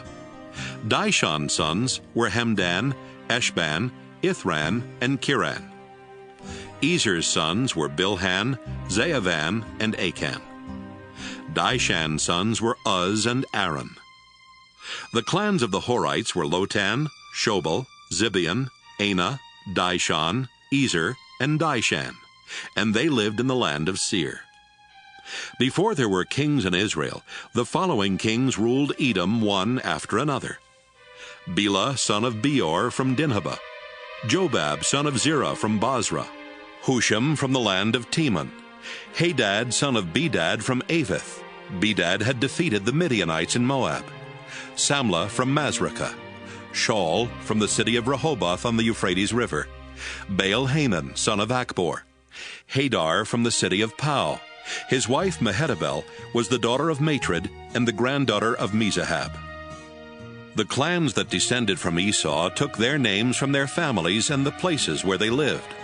They are Timnah, Alva, Jethath, Aholibamah, Elah, Pinon, Kenaz, Teman, Mibzar, Magdiel, and Iram. These clans descended from Esau, who was known as Edom, the father of the Edomites. They took their names from the places where they settled. Genesis 37. Jacob lived in the land of Canaan, where his father Isaac had lived, and this is the story of his family. When Jacob's son Joseph was 17 years old, he took care of the sheep with his brothers, the sons of Bilhah and Zilpah. But he was always telling his father all sorts of bad things about his brothers. Jacob loved Joseph more than he did any of his other sons, because Joseph was born after Jacob was very old. Jacob had given Joseph a fancy coat to show that he was his favorite son, and so Joseph's brothers hated him and would not be friendly to him. One day, Joseph told his brothers what he had dreamed, and they hated him even more. Joseph said, "Let me tell you about my dream. We were out in the field, tying up bundles of wheat. Suddenly, my bundle stood up, and your bundles gathered round and bowed down to it." His brothers asked, "Do you really think you're going to be king and rule over us?" Now they hated Joseph more than ever because of what he had said about his dream. Joseph later had another dream, and he told his brothers, "Listen to what else I dreamed. The sun, the moon, and 11 stars bowed down to me." When he told his father about this dream, his father became angry and said, "What's that supposed to mean? Are your mother and I and your brothers all going to come and bow down in front of you?" Joseph's brothers were jealous of him, but his father kept wondering about the dream. One day, when Joseph's brothers had taken the sheep to a pasture near Shechem, his father Jacob said to him, "I want you to go to your brothers. They are with the sheep near Shechem." "Yes, sir," Joseph answered. His father said, "Go and find out how your brothers and the sheep are doing. Then come back and let me know." So he sent him from Hebron Valley. Joseph was near Shechem and wandering through the fields when a man asked, "What are you looking for?" Joseph answered, "I'm looking for my brothers who are watching the sheep. Can you tell me where they are?" "They're not here anymore," the man replied. I overheard them say they were going to Dothan. Joseph left and found his brothers in Dothan. But before he got there, they saw him coming and made plans to kill him. They said to one another, "Look, here comes the hero of those dreams. Let's kill him and throw him into a pit and say that some wild animal ate him. Then we'll see what happens to those dreams." Reuben heard this and tried to protect Joseph from them. "Let's not kill him," he said. "Don't murder him or even harm him. Just throw him into a dry well out here in the desert." Reuben planned to rescue Joseph later and take him back to his father. When Joseph came to his brothers, they pulled off his fancy coat and threw him into a dry well. As Joseph's brothers sat down to eat, they looked up and saw a caravan of Ishmaelites coming from Gilead. Their camels were loaded with all kinds of spices that they were taking to Egypt. So Judah said, "What will we gain if we kill our brother and hide his body? Let's sell him to the Ishmaelites and not harm him. After all, he is our brother." And the others agreed. When the Midianite merchants came by, Joseph's brothers took him out of the well, and for 20 pieces of silver they sold him to the Ishmaelites, who took him to Egypt. When Reuben returned to the well and did not find Joseph there, he tore his clothes in sorrow. Then he went back to his brothers and said, "The boy is gone! What am I going to do?" Joseph's brothers killed a goat and dipped Joseph's fancy coat in its blood. After this, they took the coat to their father and said, "We found this. Look at it carefully and see if it belongs to your son." Jacob knew it was Joseph's coat and said, "It's my son's coat. Joseph has been torn to pieces and eaten by some wild animal." Jacob mourned for Joseph a long time, and to show his sorrow, he tore his clothes and wore sackcloth. All of Jacob's children came to comfort him, but he refused to be comforted. "No," he said, "I will go to my grave mourning for my son." So Jacob kept on grieving. Meanwhile, the Midianites had sold Joseph in Egypt to a man named Potiphar, who was the king's official in charge of the palace guard. Genesis 38. About that time, Judah left his brothers in the hill country and went to live near his friend Hira in the town of Adullam. While there, he met the daughter of Shua, a Canaanite man. Judah married her, and they had 3 sons. He named the first one She named the next one Onan. The third one was born when Judah was in Chezib, and she named him Shelah. Later, Judah chose Tamar as a wife for his oldest son. But was very evil, and the Lord took his life. So Judah told Onan, "It's your duty to marry Tamar and have a child for your brother." Onan knew the child would not be his, and when he had sex with Tamar, he made sure that she would not get pregnant. The Lord wasn't pleased with Onan and took his life too. Judah did not want the same thing to happen to his son Shelah, and he told Tamar, "Go home to your father and live there as a widow until my son Shelah is grown." So Tamar went to live with her father. Some years later, Judah's wife died, and he mourned for her. He then went with his friend Hira to the town of Timnah, where his sheep were being sheared. Tamar found out that her father-in-law Judah was going to Timnah to shear his sheep. She also realized that Shelah was now a grown man, but she had not been allowed to marry him. So she decided to dress in something other than her widow's clothes and to cover her face with a veil. After this, she sat outside the town of Enaim on the road to Timnah. When Judah came along, he did not recognize her because of the veil. He thought she was a prostitute and asked her to sleep with him. She asked, "What will you give me if I do?" "One of my young goats," he answered. "What will you give me to keep until you send the goat?" she asked. "What do you want?" he asked in return. "The ring on that cord around your neck," was her reply. "I also want the special walking stick you have with you." He gave them to her. They slept together, and she became pregnant. After returning home, Tamar took off the veil and dressed in her widow's clothes again. Judah had his friend Hira take a goat to the woman, so he could get back the ring and walking stick, but she wasn't there. Hira asked the people of Enaim, "Where is the prostitute who sat along the road outside your town?" "There's never been one here," they answered. Hira went back and told Judah, "I couldn't find the woman, and the people of Enaim said no prostitute had ever been there." "If you couldn't find her, we'll just let her keep the things I gave her," Judah answered. "And we'd better forget about the goat, or else we'll look like fools." About 3 months later, someone told Judah, "Your daughter-in-law Tamar has behaved like a prostitute, and now she's pregnant." "Drag her out of town and burn her to death," Judah shouted.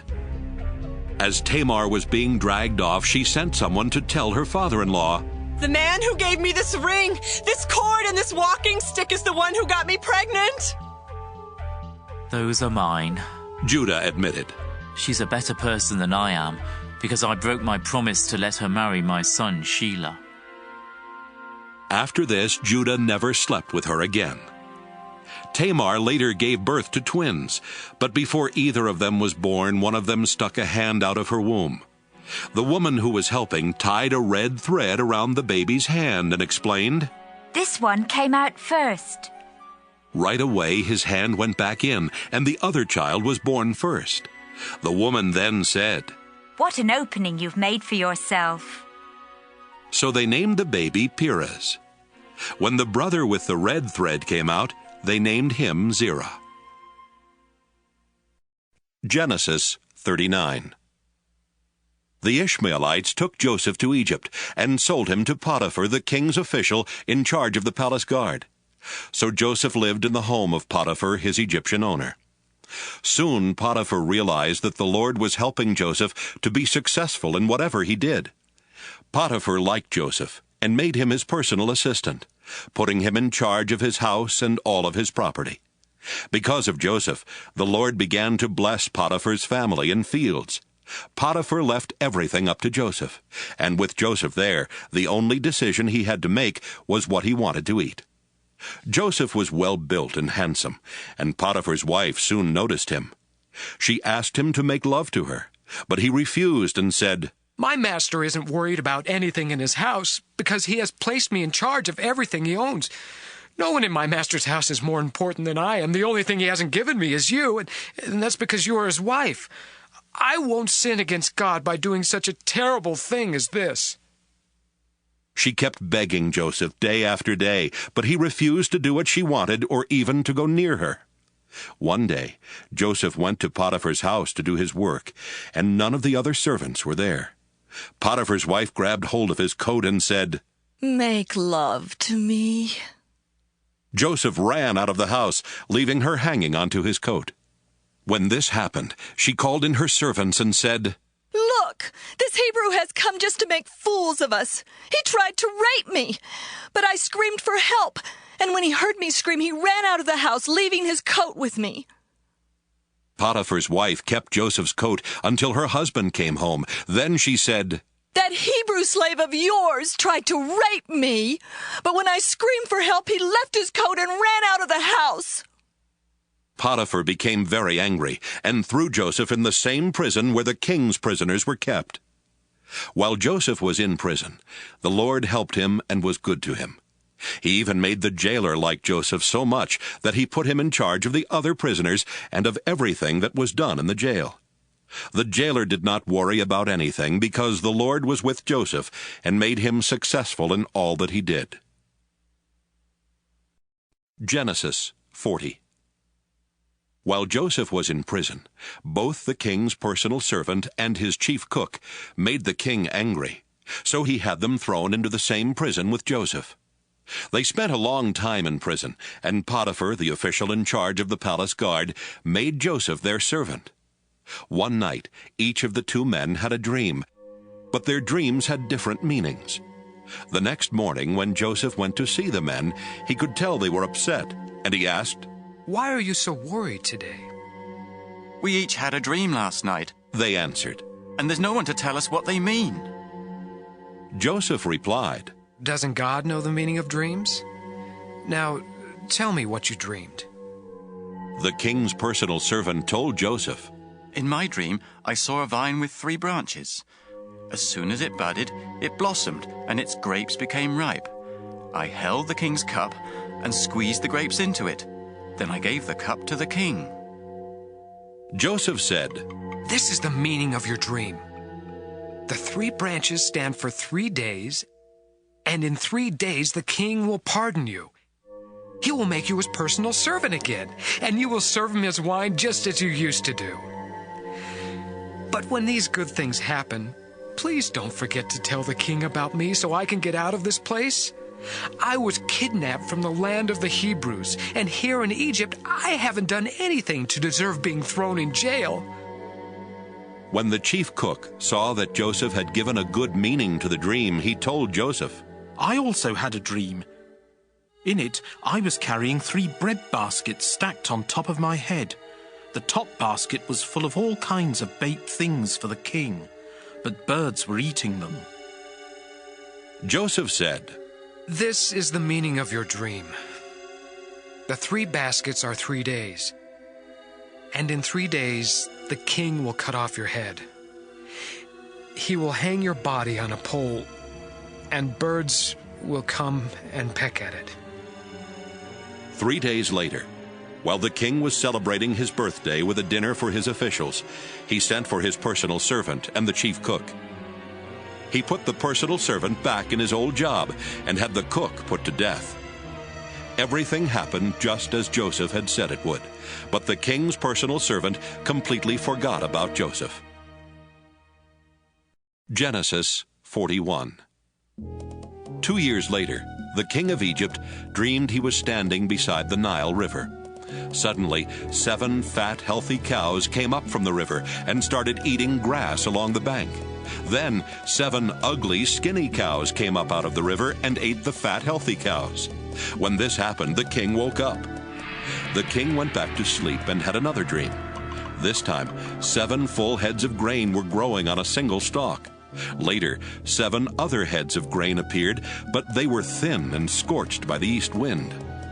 The thin heads of grain swallowed the 7 full heads. Again the king woke up, and it had only been a dream. The next morning the king was upset, so he called in his magicians and wise men and told them what he had dreamed. None of them could tell him what the dreams meant. The king's personal servant said, Now I remember what I was supposed to do. When you were angry with me and your chief cook, you threw us both in jail in the house of the captain of the guard. One night we both had dreams, and each dream had a different meaning. A young Hebrew, who was a servant of the captain of the guard, was there with us at the time. When we told him our dreams, he explained what each of them meant, and everything happened just as he said it would. I got my job back, and the cook was put to death. The king sent for Joseph, who was quickly brought out of jail. He shaved, changed his clothes, and went to the king. The king said to him, I had a dream, yet no one can explain what it means. I am told that you can interpret dreams. Your Majesty, Joseph answered, I can't do it myself, but God can give a good meaning to your dreams. The king told Joseph, I dreamed I was standing on the bank of the Nile River. I saw 7 fat, healthy cows come up out of the river. They began feeding on the grass.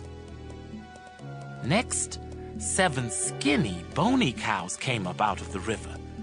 I have never seen such terrible-looking cows anywhere in Egypt.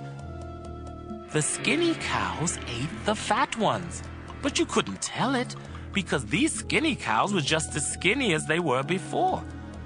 Right away, I woke up. I also dreamed that I saw 7 heads of grain growing on one stalk. The heads were full and ripe. Then 7 other heads of grain came up. They were thin and scorched by a wind from the desert. These heads of grain swallowed the full ones. I told my dreams to the magicians, but none of them could tell me the meaning of the dreams. Joseph replied, Your Majesty, both of your dreams mean the same thing, and in them God has shown what he is going to do. The 7 good cows stand for 7 years, and so do the 7 good heads of grain. The 7 skinny, ugly cows that came up later also stand for 7 years, as do the 7 bad heads of grain that were scorched by the east wind. The dreams mean there will be 7 years when there won't be enough grain. It is just as I said. God has shown what he intends to do. For 7 years, Egypt will have more than enough grain, but that will be followed by 7 years when there won't be enough. The good years of plenty will be forgotten, and everywhere in Egypt people will be starving. The famine will be so bad that no one will remember that once there had been plenty. God has given you 2 dreams to let you know that he has definitely decided to do this, and that he will do it soon. Your Majesty, you should find someone who is wise and will know what to do, so that you can put him in charge of all Egypt. Then appoint some other officials to collect 1/5 of every crop harvested in Egypt during the 7 years when there is plenty. Give them the power to collect the grain during those good years and to store it in your cities. It can be stored until it is needed during the 7 years when there won't be enough grain in Egypt. This will keep the country from being destroyed because of the lack of food. The king and his officials liked this plan. So the king said to them, No one could possibly handle this better than Joseph, since the Spirit of God is with him. The king told Joseph, God is the only one who has shown you these things. No one else is as wise as you are or knows as much as you do. I'm putting you in charge of my palace, and everybody will have to obey you. No one will be over you except me. You are now governor of all Egypt. Then the king took off his royal ring and put it on Joseph's finger. He gave him fine clothes to wear and placed a gold chain around his neck. He also let him ride in the chariot next to his own, and people shouted, Make way for Joseph! So Joseph was governor of Egypt. The king told Joseph, Although I'm king, no one in Egypt is to do anything without your permission. He gave Joseph the Egyptian name Zaphenath-Paneah, and he let him marry Asenath, the daughter of Potipharah, a priest in the city of Heliopolis. Joseph traveled all over Egypt. Joseph was 30 when the king made him governor, and he went everywhere for the king. For 7 years there were big harvests of grain. Joseph collected and stored up the extra grain in the cities of Egypt near the fields where it was harvested. In fact, there was so much grain that they stopped keeping record, because it was like counting the grains of sand along the beach. Joseph and his wife had 2 sons before the famine began. Their first son was named Manasseh, which means, God has let me forget all my troubles and my family back home. His second son was named Ephraim, which means, God has made me a success in the land where I suffered. Egypt's 7 years of plenty came to an end, and the 7 years of famine began, just as Joseph had said. There was not enough food in other countries, but all over Egypt there was plenty. When the famine finally struck Egypt, the people asked the king for food, but he said, Go to Joseph and do what he tells you to do. The famine became bad everywhere in Egypt, so Joseph opened the storehouses and sold the grain to the Egyptians.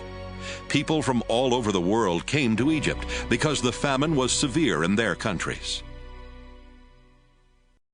Genesis 42. When Jacob found out there was grain in Egypt, he said to his sons, Why are you just sitting here, staring at one another? I have heard there is grain in Egypt. Now go down and buy some so we won't starve to death. 10 of Joseph's brothers went to Egypt to buy grain. But Jacob did not send Joseph's younger brother Benjamin with them. He was afraid that something might happen to him. So Jacob's sons joined others from Canaan who were going to Egypt because of the terrible famine. Since Joseph was governor of Egypt and in charge of selling grain, his brothers came to him and bowed with their faces to the ground. They did not recognize Joseph, but right away he knew who they were, though he pretended not to know. Instead, he spoke harshly and asked, "Where do you come from?" "From the land of Canaan," they answered. "We've come here to buy grain." Joseph remembered what he had dreamed about them and said, "You're spies! You've come here to find out where our country is weak." "No, sir," they replied. "We're your servants, and we have only come to buy grain.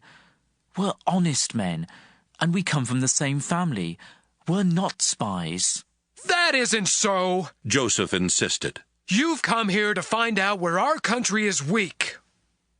But they explained, "Sir, we come from a family of 12 brothers. The youngest is still with our father in Canaan, and one of our brothers is dead." Joseph replied, "It's just like I said. You're spies, and I'm going to find out who you really are. I swear by the life of the king that you won't leave this place until your youngest brother comes here. Choose one of you to go after your brother while the rest of you stay here in jail. That will show whether you are telling the truth. But if you are lying, I swear by the life of the king that you are spies." Joseph kept them all under guard for 3 days before saying to them, "Since I respect God, I'll give you a chance to save your lives. If you are honest men, one of you must stay here in jail, and the rest of you can take the grain back to your starving families. But you must bring your youngest brother to me. Then I'll know that you are telling the truth, and you won't be put to death." Joseph's brothers agreed and said to one another, "We're being punished because of Joseph. We saw the trouble he was in, but we refused to help him when he begged us. That's why these terrible things are happening." Reuben spoke up. "Didn't I tell you not to harm the boy? But you wouldn't listen. And now we have to pay the price for killing him." They did not know that Joseph could understand them, since he was speaking through an interpreter. Joseph turned away from them and cried, but soon he turned back and spoke to them again. Then he had Simeon tied up and taken away while they watched. Joseph gave orders for his brothers' grain sacks to be filled with grain, and for their money to be put in their sacks. He also gave orders for them to be given food for their journey home. After this was done, they each loaded the grain on their donkeys and left. When they stopped for the night, one of them opened his sack to get some grain for his donkey, and right away he saw his money bag. "Here's my money," he told his brothers. "Right here in my sack." They were trembling with fear as they stared at one another and asked themselves, "What has God done to us?" When they returned to the land of Canaan, they told their father Jacob everything that had happened to them. "The governor of Egypt was rude and treated us like spies. But we told him we're honest men, not spies. We come from a family of 12 brothers. The youngest is still with our father in Canaan, and the other is dead." Then the governor of Egypt told us, "I'll find out if you really are honest.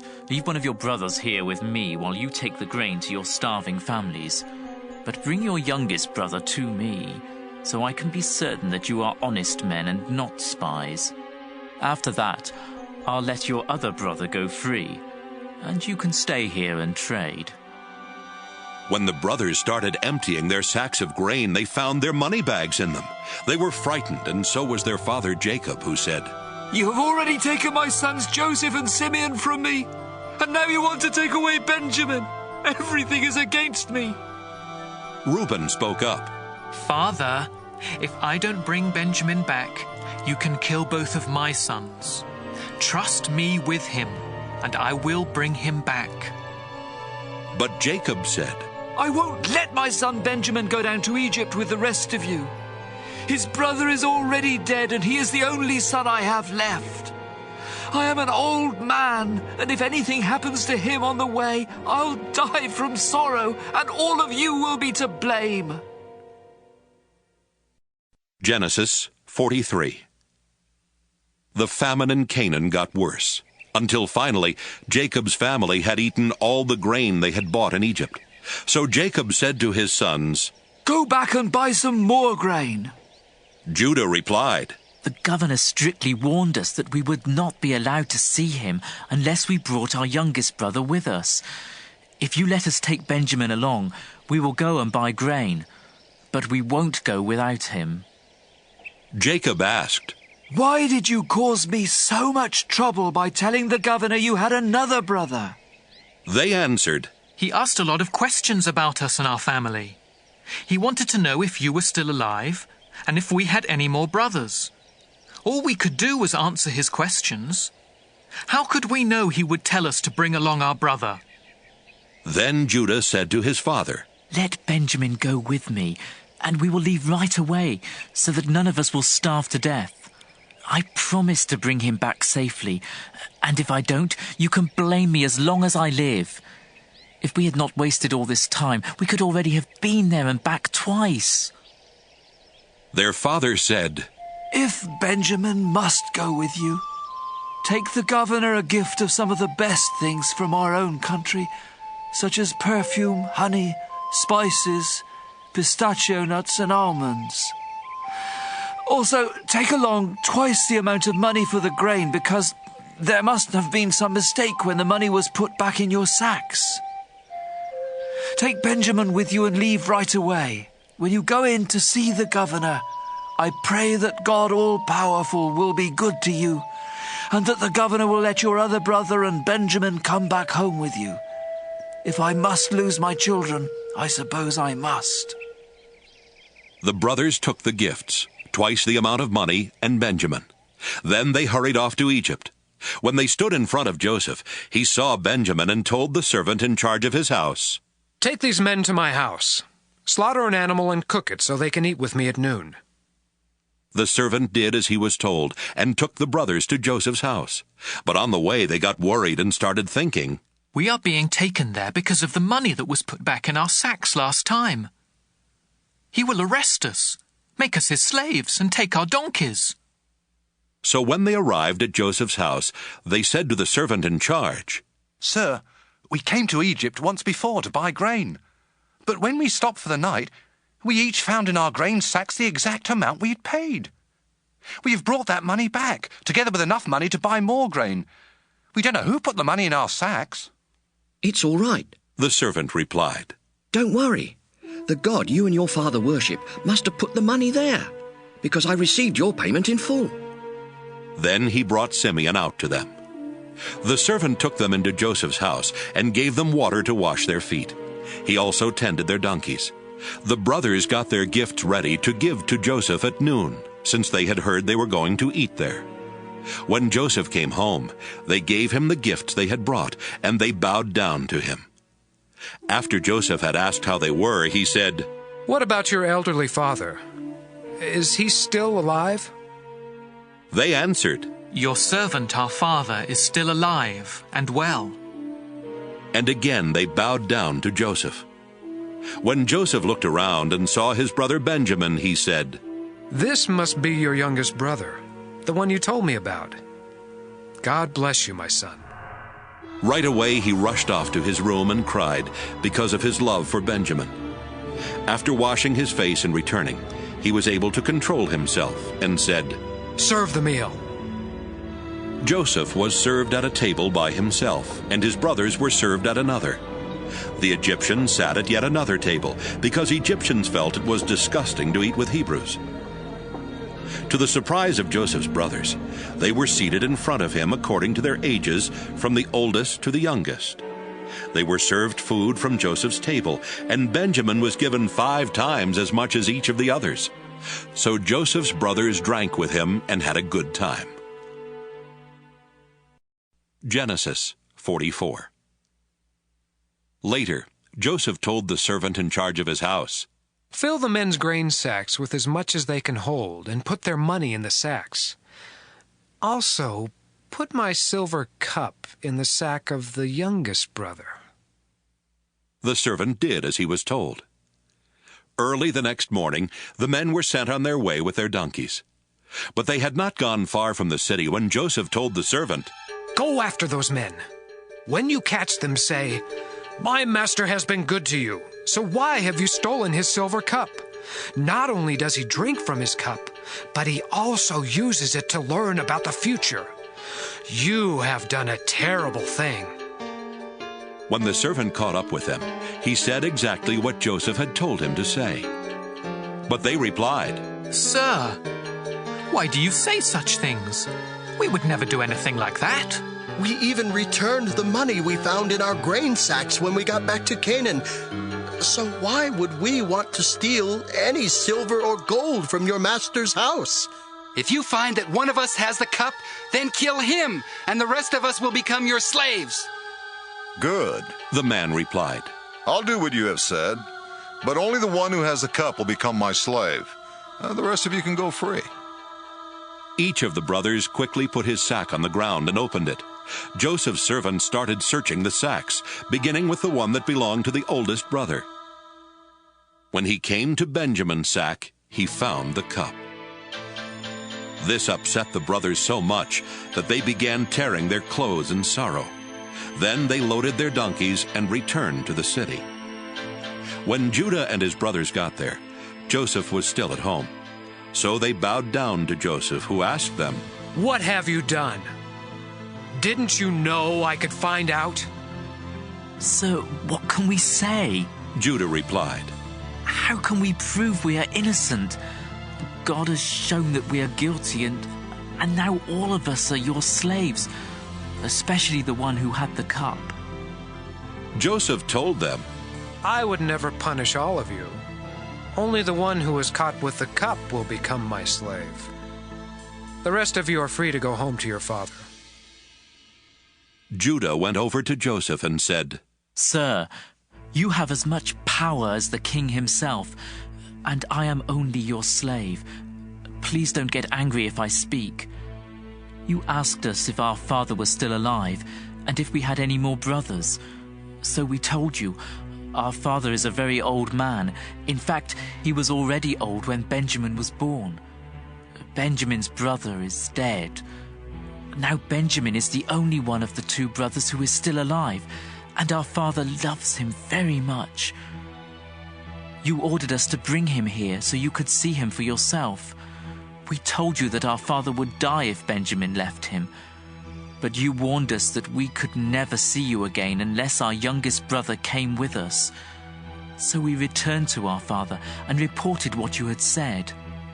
Later, our father told us to come back here and buy more grain.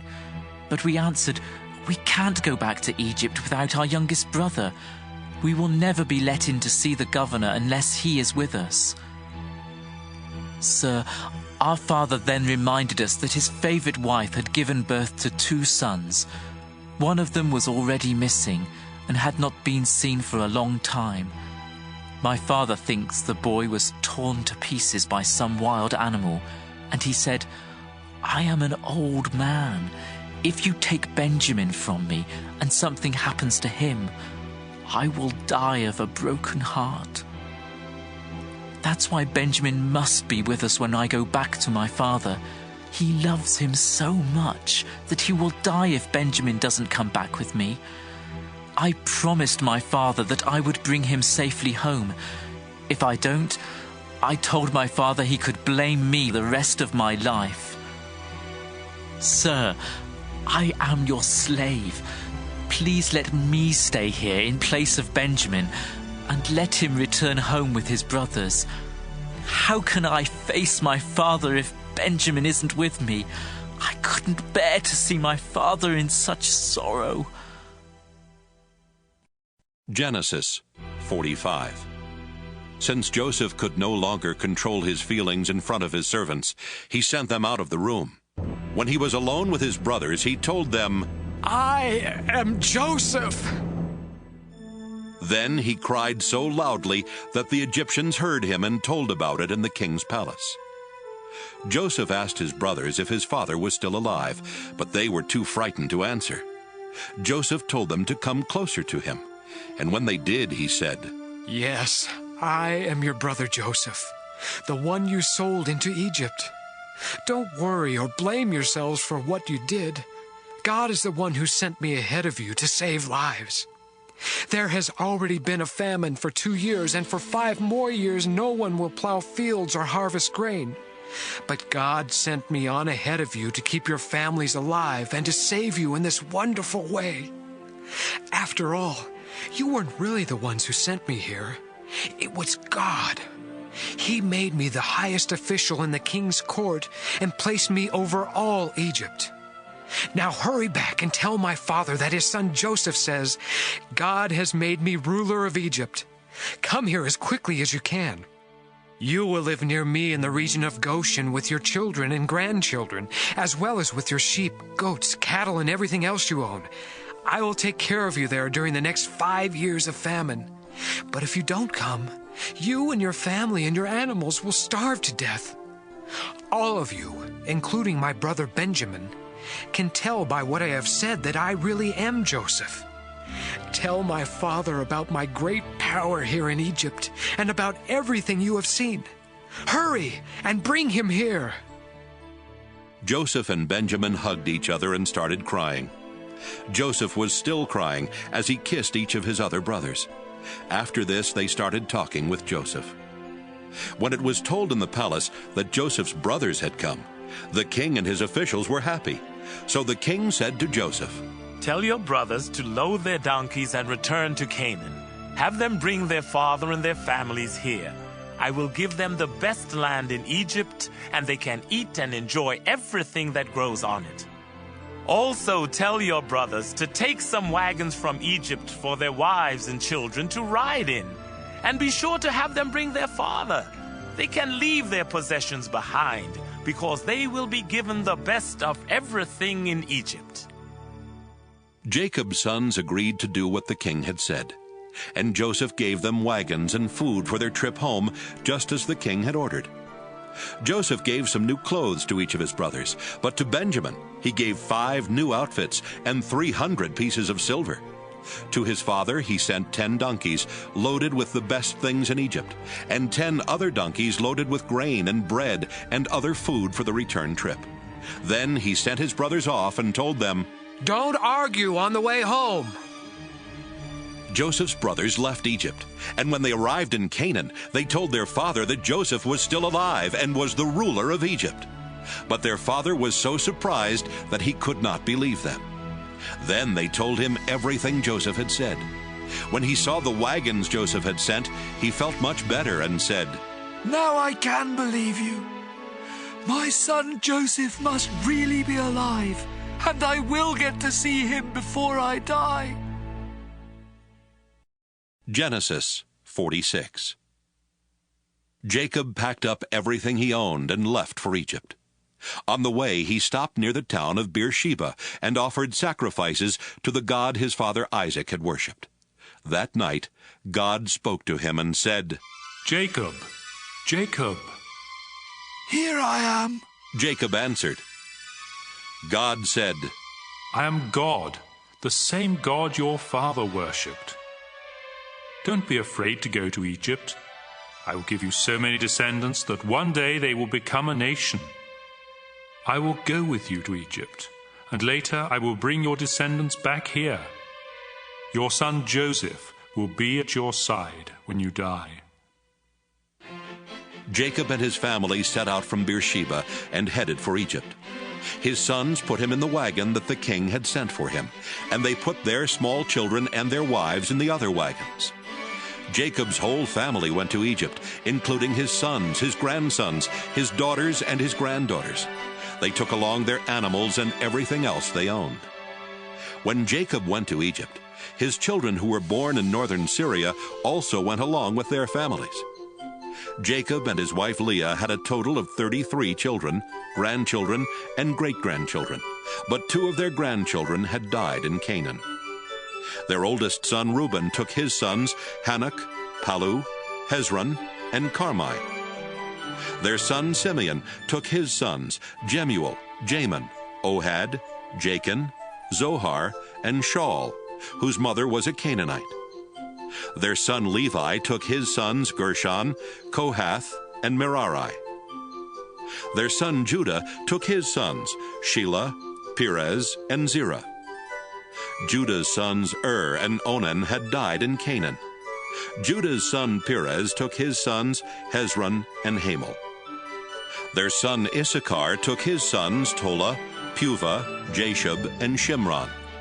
Their son Zebulun took his sons Sirad, Elon, and Jaleel. Their daughter Dinah also went. Jacob and Zilpah, the servant woman Laban had given his daughter Leah, had a total of 16 children, grandchildren, and great-grandchildren.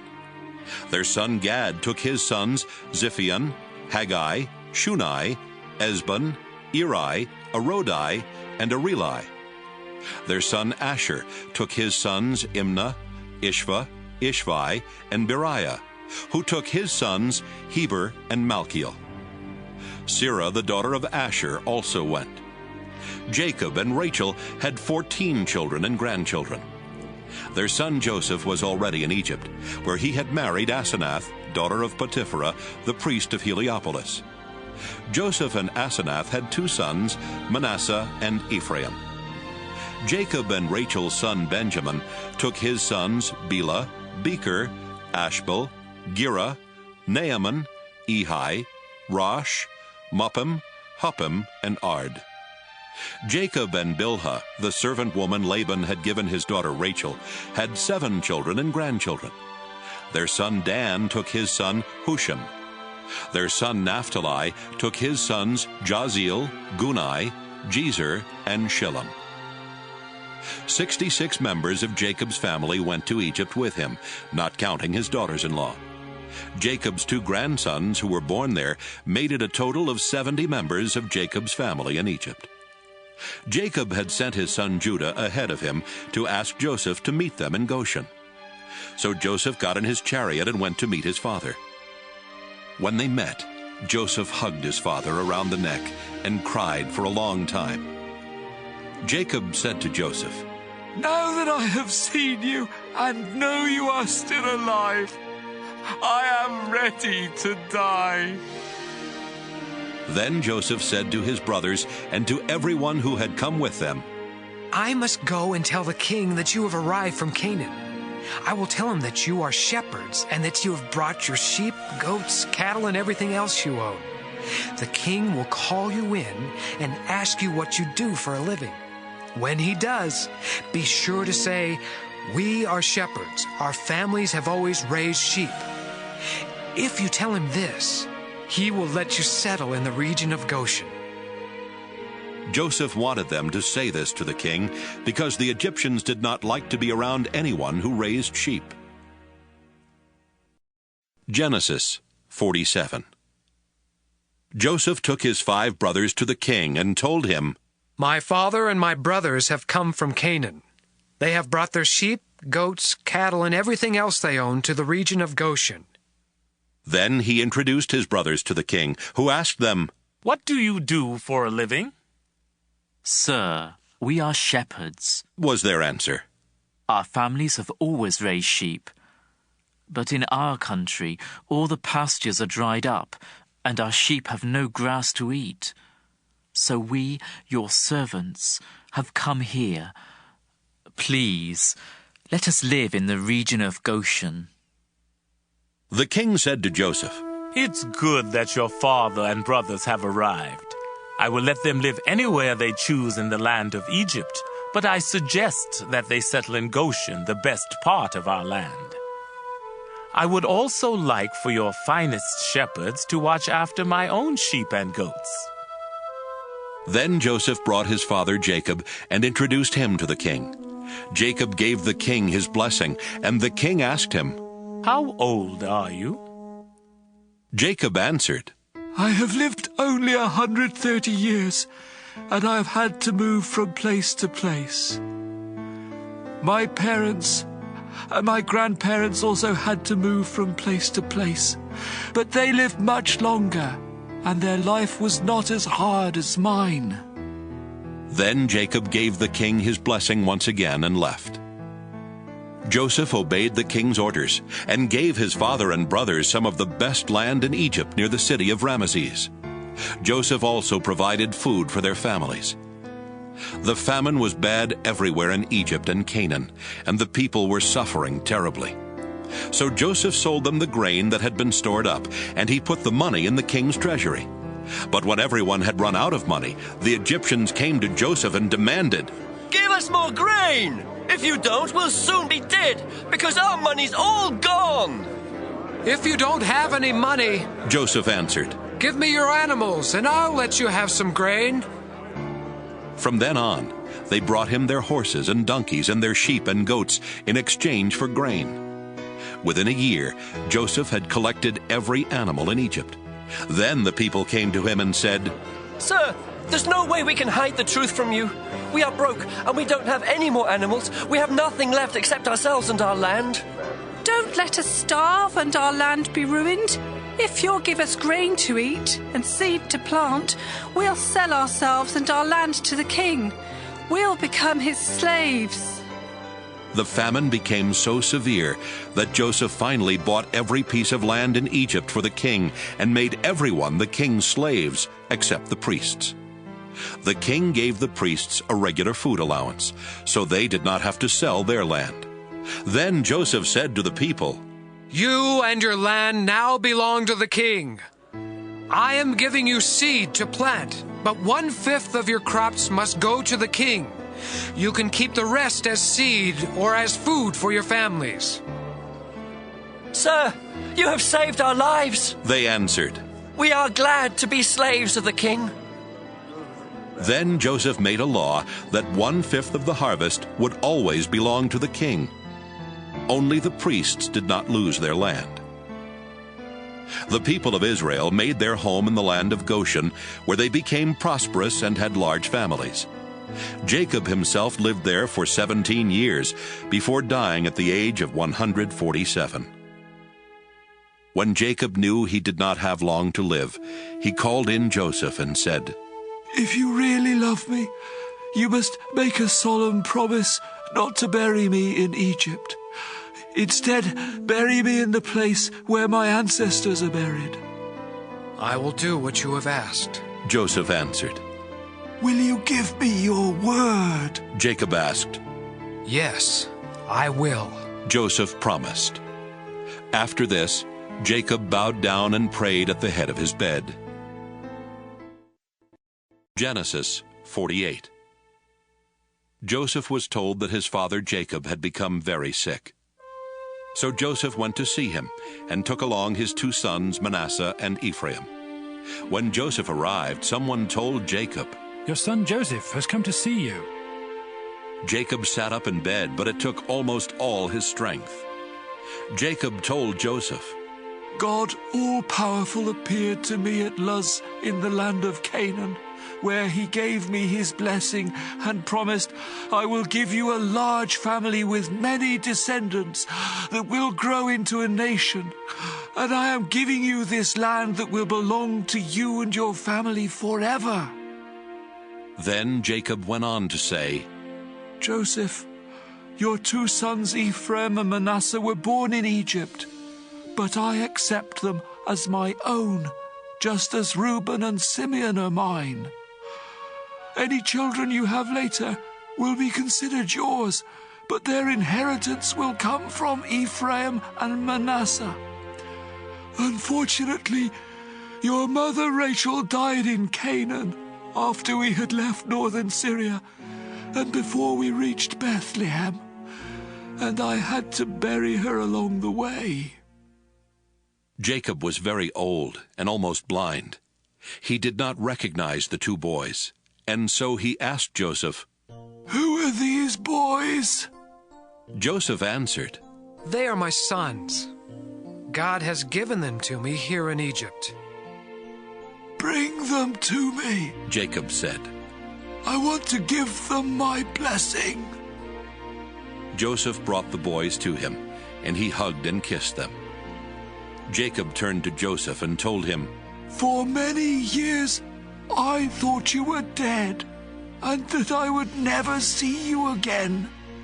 But now God has even let me live to see your children."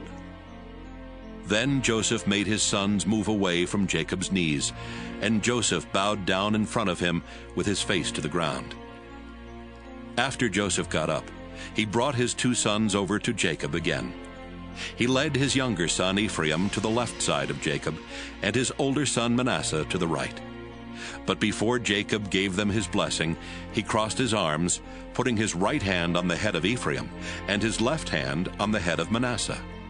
Then he gave Joseph his blessing and said, My grandfather Abraham and my father Isaac worshipped the Lord God. He has been with me all my life, and his angel has kept me safe.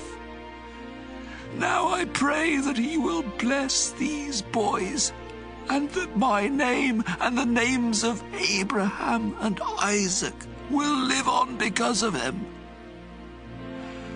I ask God to give them many children and many descendants as well. Joseph did not like it when he saw his father place his right hand on the head of the younger son. So he tried to move his father's right hand from Ephraim's head and place it on Manasseh. Joseph said, Father, you have made a mistake. This is the older boy. Put your right hand on him. But his father said, Son, I know what I am doing. It's true that Manasseh's family will someday become a great nation, but Ephraim will be even greater than Manasseh, because his descendants will become many great nations. Jacob told him that in the future the people of Israel would ask God's blessings on one another by saying, I pray for God to bless you as much as he blessed Ephraim and Manasseh. Jacob put Ephraim's name first to show that he would be greater than Manasseh. After that, Jacob said, Joseph, you can see that I won't live much longer, but God will be with you and will lead you back to the land he promised our family long ago. Meanwhile, I'm giving you the hillside I captured from the Amorites. Genesis 49. Jacob called his sons together and said, My sons, I am Jacob, your father Israel. Come, gather around as I tell your future. Reuben, you are my oldest, born at the peak of my powers. You were an honored leader, uncontrollable as a flood. You slept with my wife and disgraced my bed, so you no longer deserve the place of honor. Simeon and Levi, you are brothers, each a gruesome sword. I never want to take part in your plans or deeds. You slaughtered people in your anger, and you crippled cattle for no reason. Now I place a curse on you because of your fierce anger. Your descendants will be scattered among the tribes of Israel. Judah, you will be praised by your brothers. They will bow down to you as you defeat your enemies. My son, you are a lion ready to eat your victim. You are terribly fierce. No one will bother you. You will have power and rule until nations obey you and come bringing gifts. You will tie your donkey to a choice grapevine and wash your clothes in wine from those grapes. Your eyes are darker than wine, your teeth whiter than milk. Zebulun, you will settle along the seashore and provide safe harbors as far north as Sidon. Issachar, you are a strong donkey resting in the meadows. You found them so pleasant that you worked too hard and became a slave. Dan, you are the tribe that will bring justice to Israel. You are a snake that bites the heel of a horse, making its rider fall. Oh, Lord, I am waiting for you to save us. Gad, you will be attacked. Then attack your attackers. Asher, you will eat food fancy enough for a king. Naphtali, you are a wild deer with lovely fawns. Joseph, you are a fruitful vine growing near a stream and climbing a wall. Enemies attacked with arrows, refusing to show mercy. But you stood your ground, swiftly shooting back with the help of Jacob's God, the all-powerful one. His name is the Shepherd, Israel's mighty rock. Your help came from the God your father worshipped, from God all-powerful. God will bless you with rain and streams from the earth. He will bless you with many descendants. My son, the blessings I give are better than the promise of ancient mountains or eternal hills. Joseph, I pray these blessings will come to you because you are the leader of your brothers. Benjamin, you are a fierce wolf, destroying your enemies morning and evening. These are the 12 tribes of Israel. And this is how Jacob gave each of them their proper blessings. Jacob told his sons, Soon I will die, and I want you to bury me in Machpelah cave. Abraham bought this cave as a burial place from Ephron the Hittite, and it is near the town of Mamre in Canaan. Abraham and Sarah are buried there, and so are Isaac and Rebekah. I buried Leah there too. Both the cave and the land that goes with it were bought from the Hittites. When Jacob had finished giving these instructions to his sons, he lay down on his bed and died.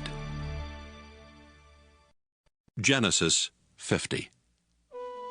Joseph started crying, then leaned over to hug and kiss his father. Joseph gave orders for Jacob's body to be embalmed, and it took the usual 40 days. The Egyptians mourned 70 days for Jacob. When the time of mourning was over, Joseph said to the Egyptian leaders, If you consider me your friend, please speak to the king for me. Just before my father died, he made me promise to bury him in his burial cave in Canaan. If the king will give me permission to go, I will come back here. The king answered, Go to Canaan and keep your promise to your father. When Joseph left Goshen with his brothers, his relatives, and his father's relatives to bury Jacob, many of the king's highest officials and even his military chariots and cavalry went along. The Israelites left behind only their children, their cattle, and their sheep and goats. After crossing the Jordan River and reaching Atad's threshing place, Joseph had everyone mourn and weep 7 days for his father. The Canaanites saw this and said, "The Egyptians are in great sorrow." Then they named the place Egypt in sorrow. So Jacob's sons did just as their father had instructed. They took him to Canaan and buried him in Machpelah cave, the burial place Abraham had bought from Ephron the Hittite. After the funeral, Joseph, his brothers, and everyone else returned to Egypt. After Jacob died, Joseph's brothers said to each other, "What if Joseph still hates us and wants to get even with us for all the cruel things we did to him?" So they sent this message to Joseph. Before our father died, he told us, "You did some cruel and terrible things to Joseph, but you must ask him to forgive you." Now we ask you to please forgive the terrible things we did. After all, we serve the same God that your father worshipped. When Joseph heard this, he started crying. Right then, Joseph's brothers came and bowed down to the ground in front of him and said, "We are your slaves." But Joseph told them, "Don't be afraid. I have no right to change what God has decided. You tried to harm me, but God made it turn out for the best, so that he could save all these people as he is now doing. Don't be afraid. I will take care of you and your children." After Joseph said this, his brothers felt much better. Joseph lived in Egypt with his brothers until he died at the age of 110.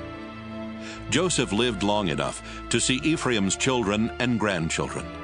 He also lived to see the children of Manasseh's son Machir, and he welcomed them into his family.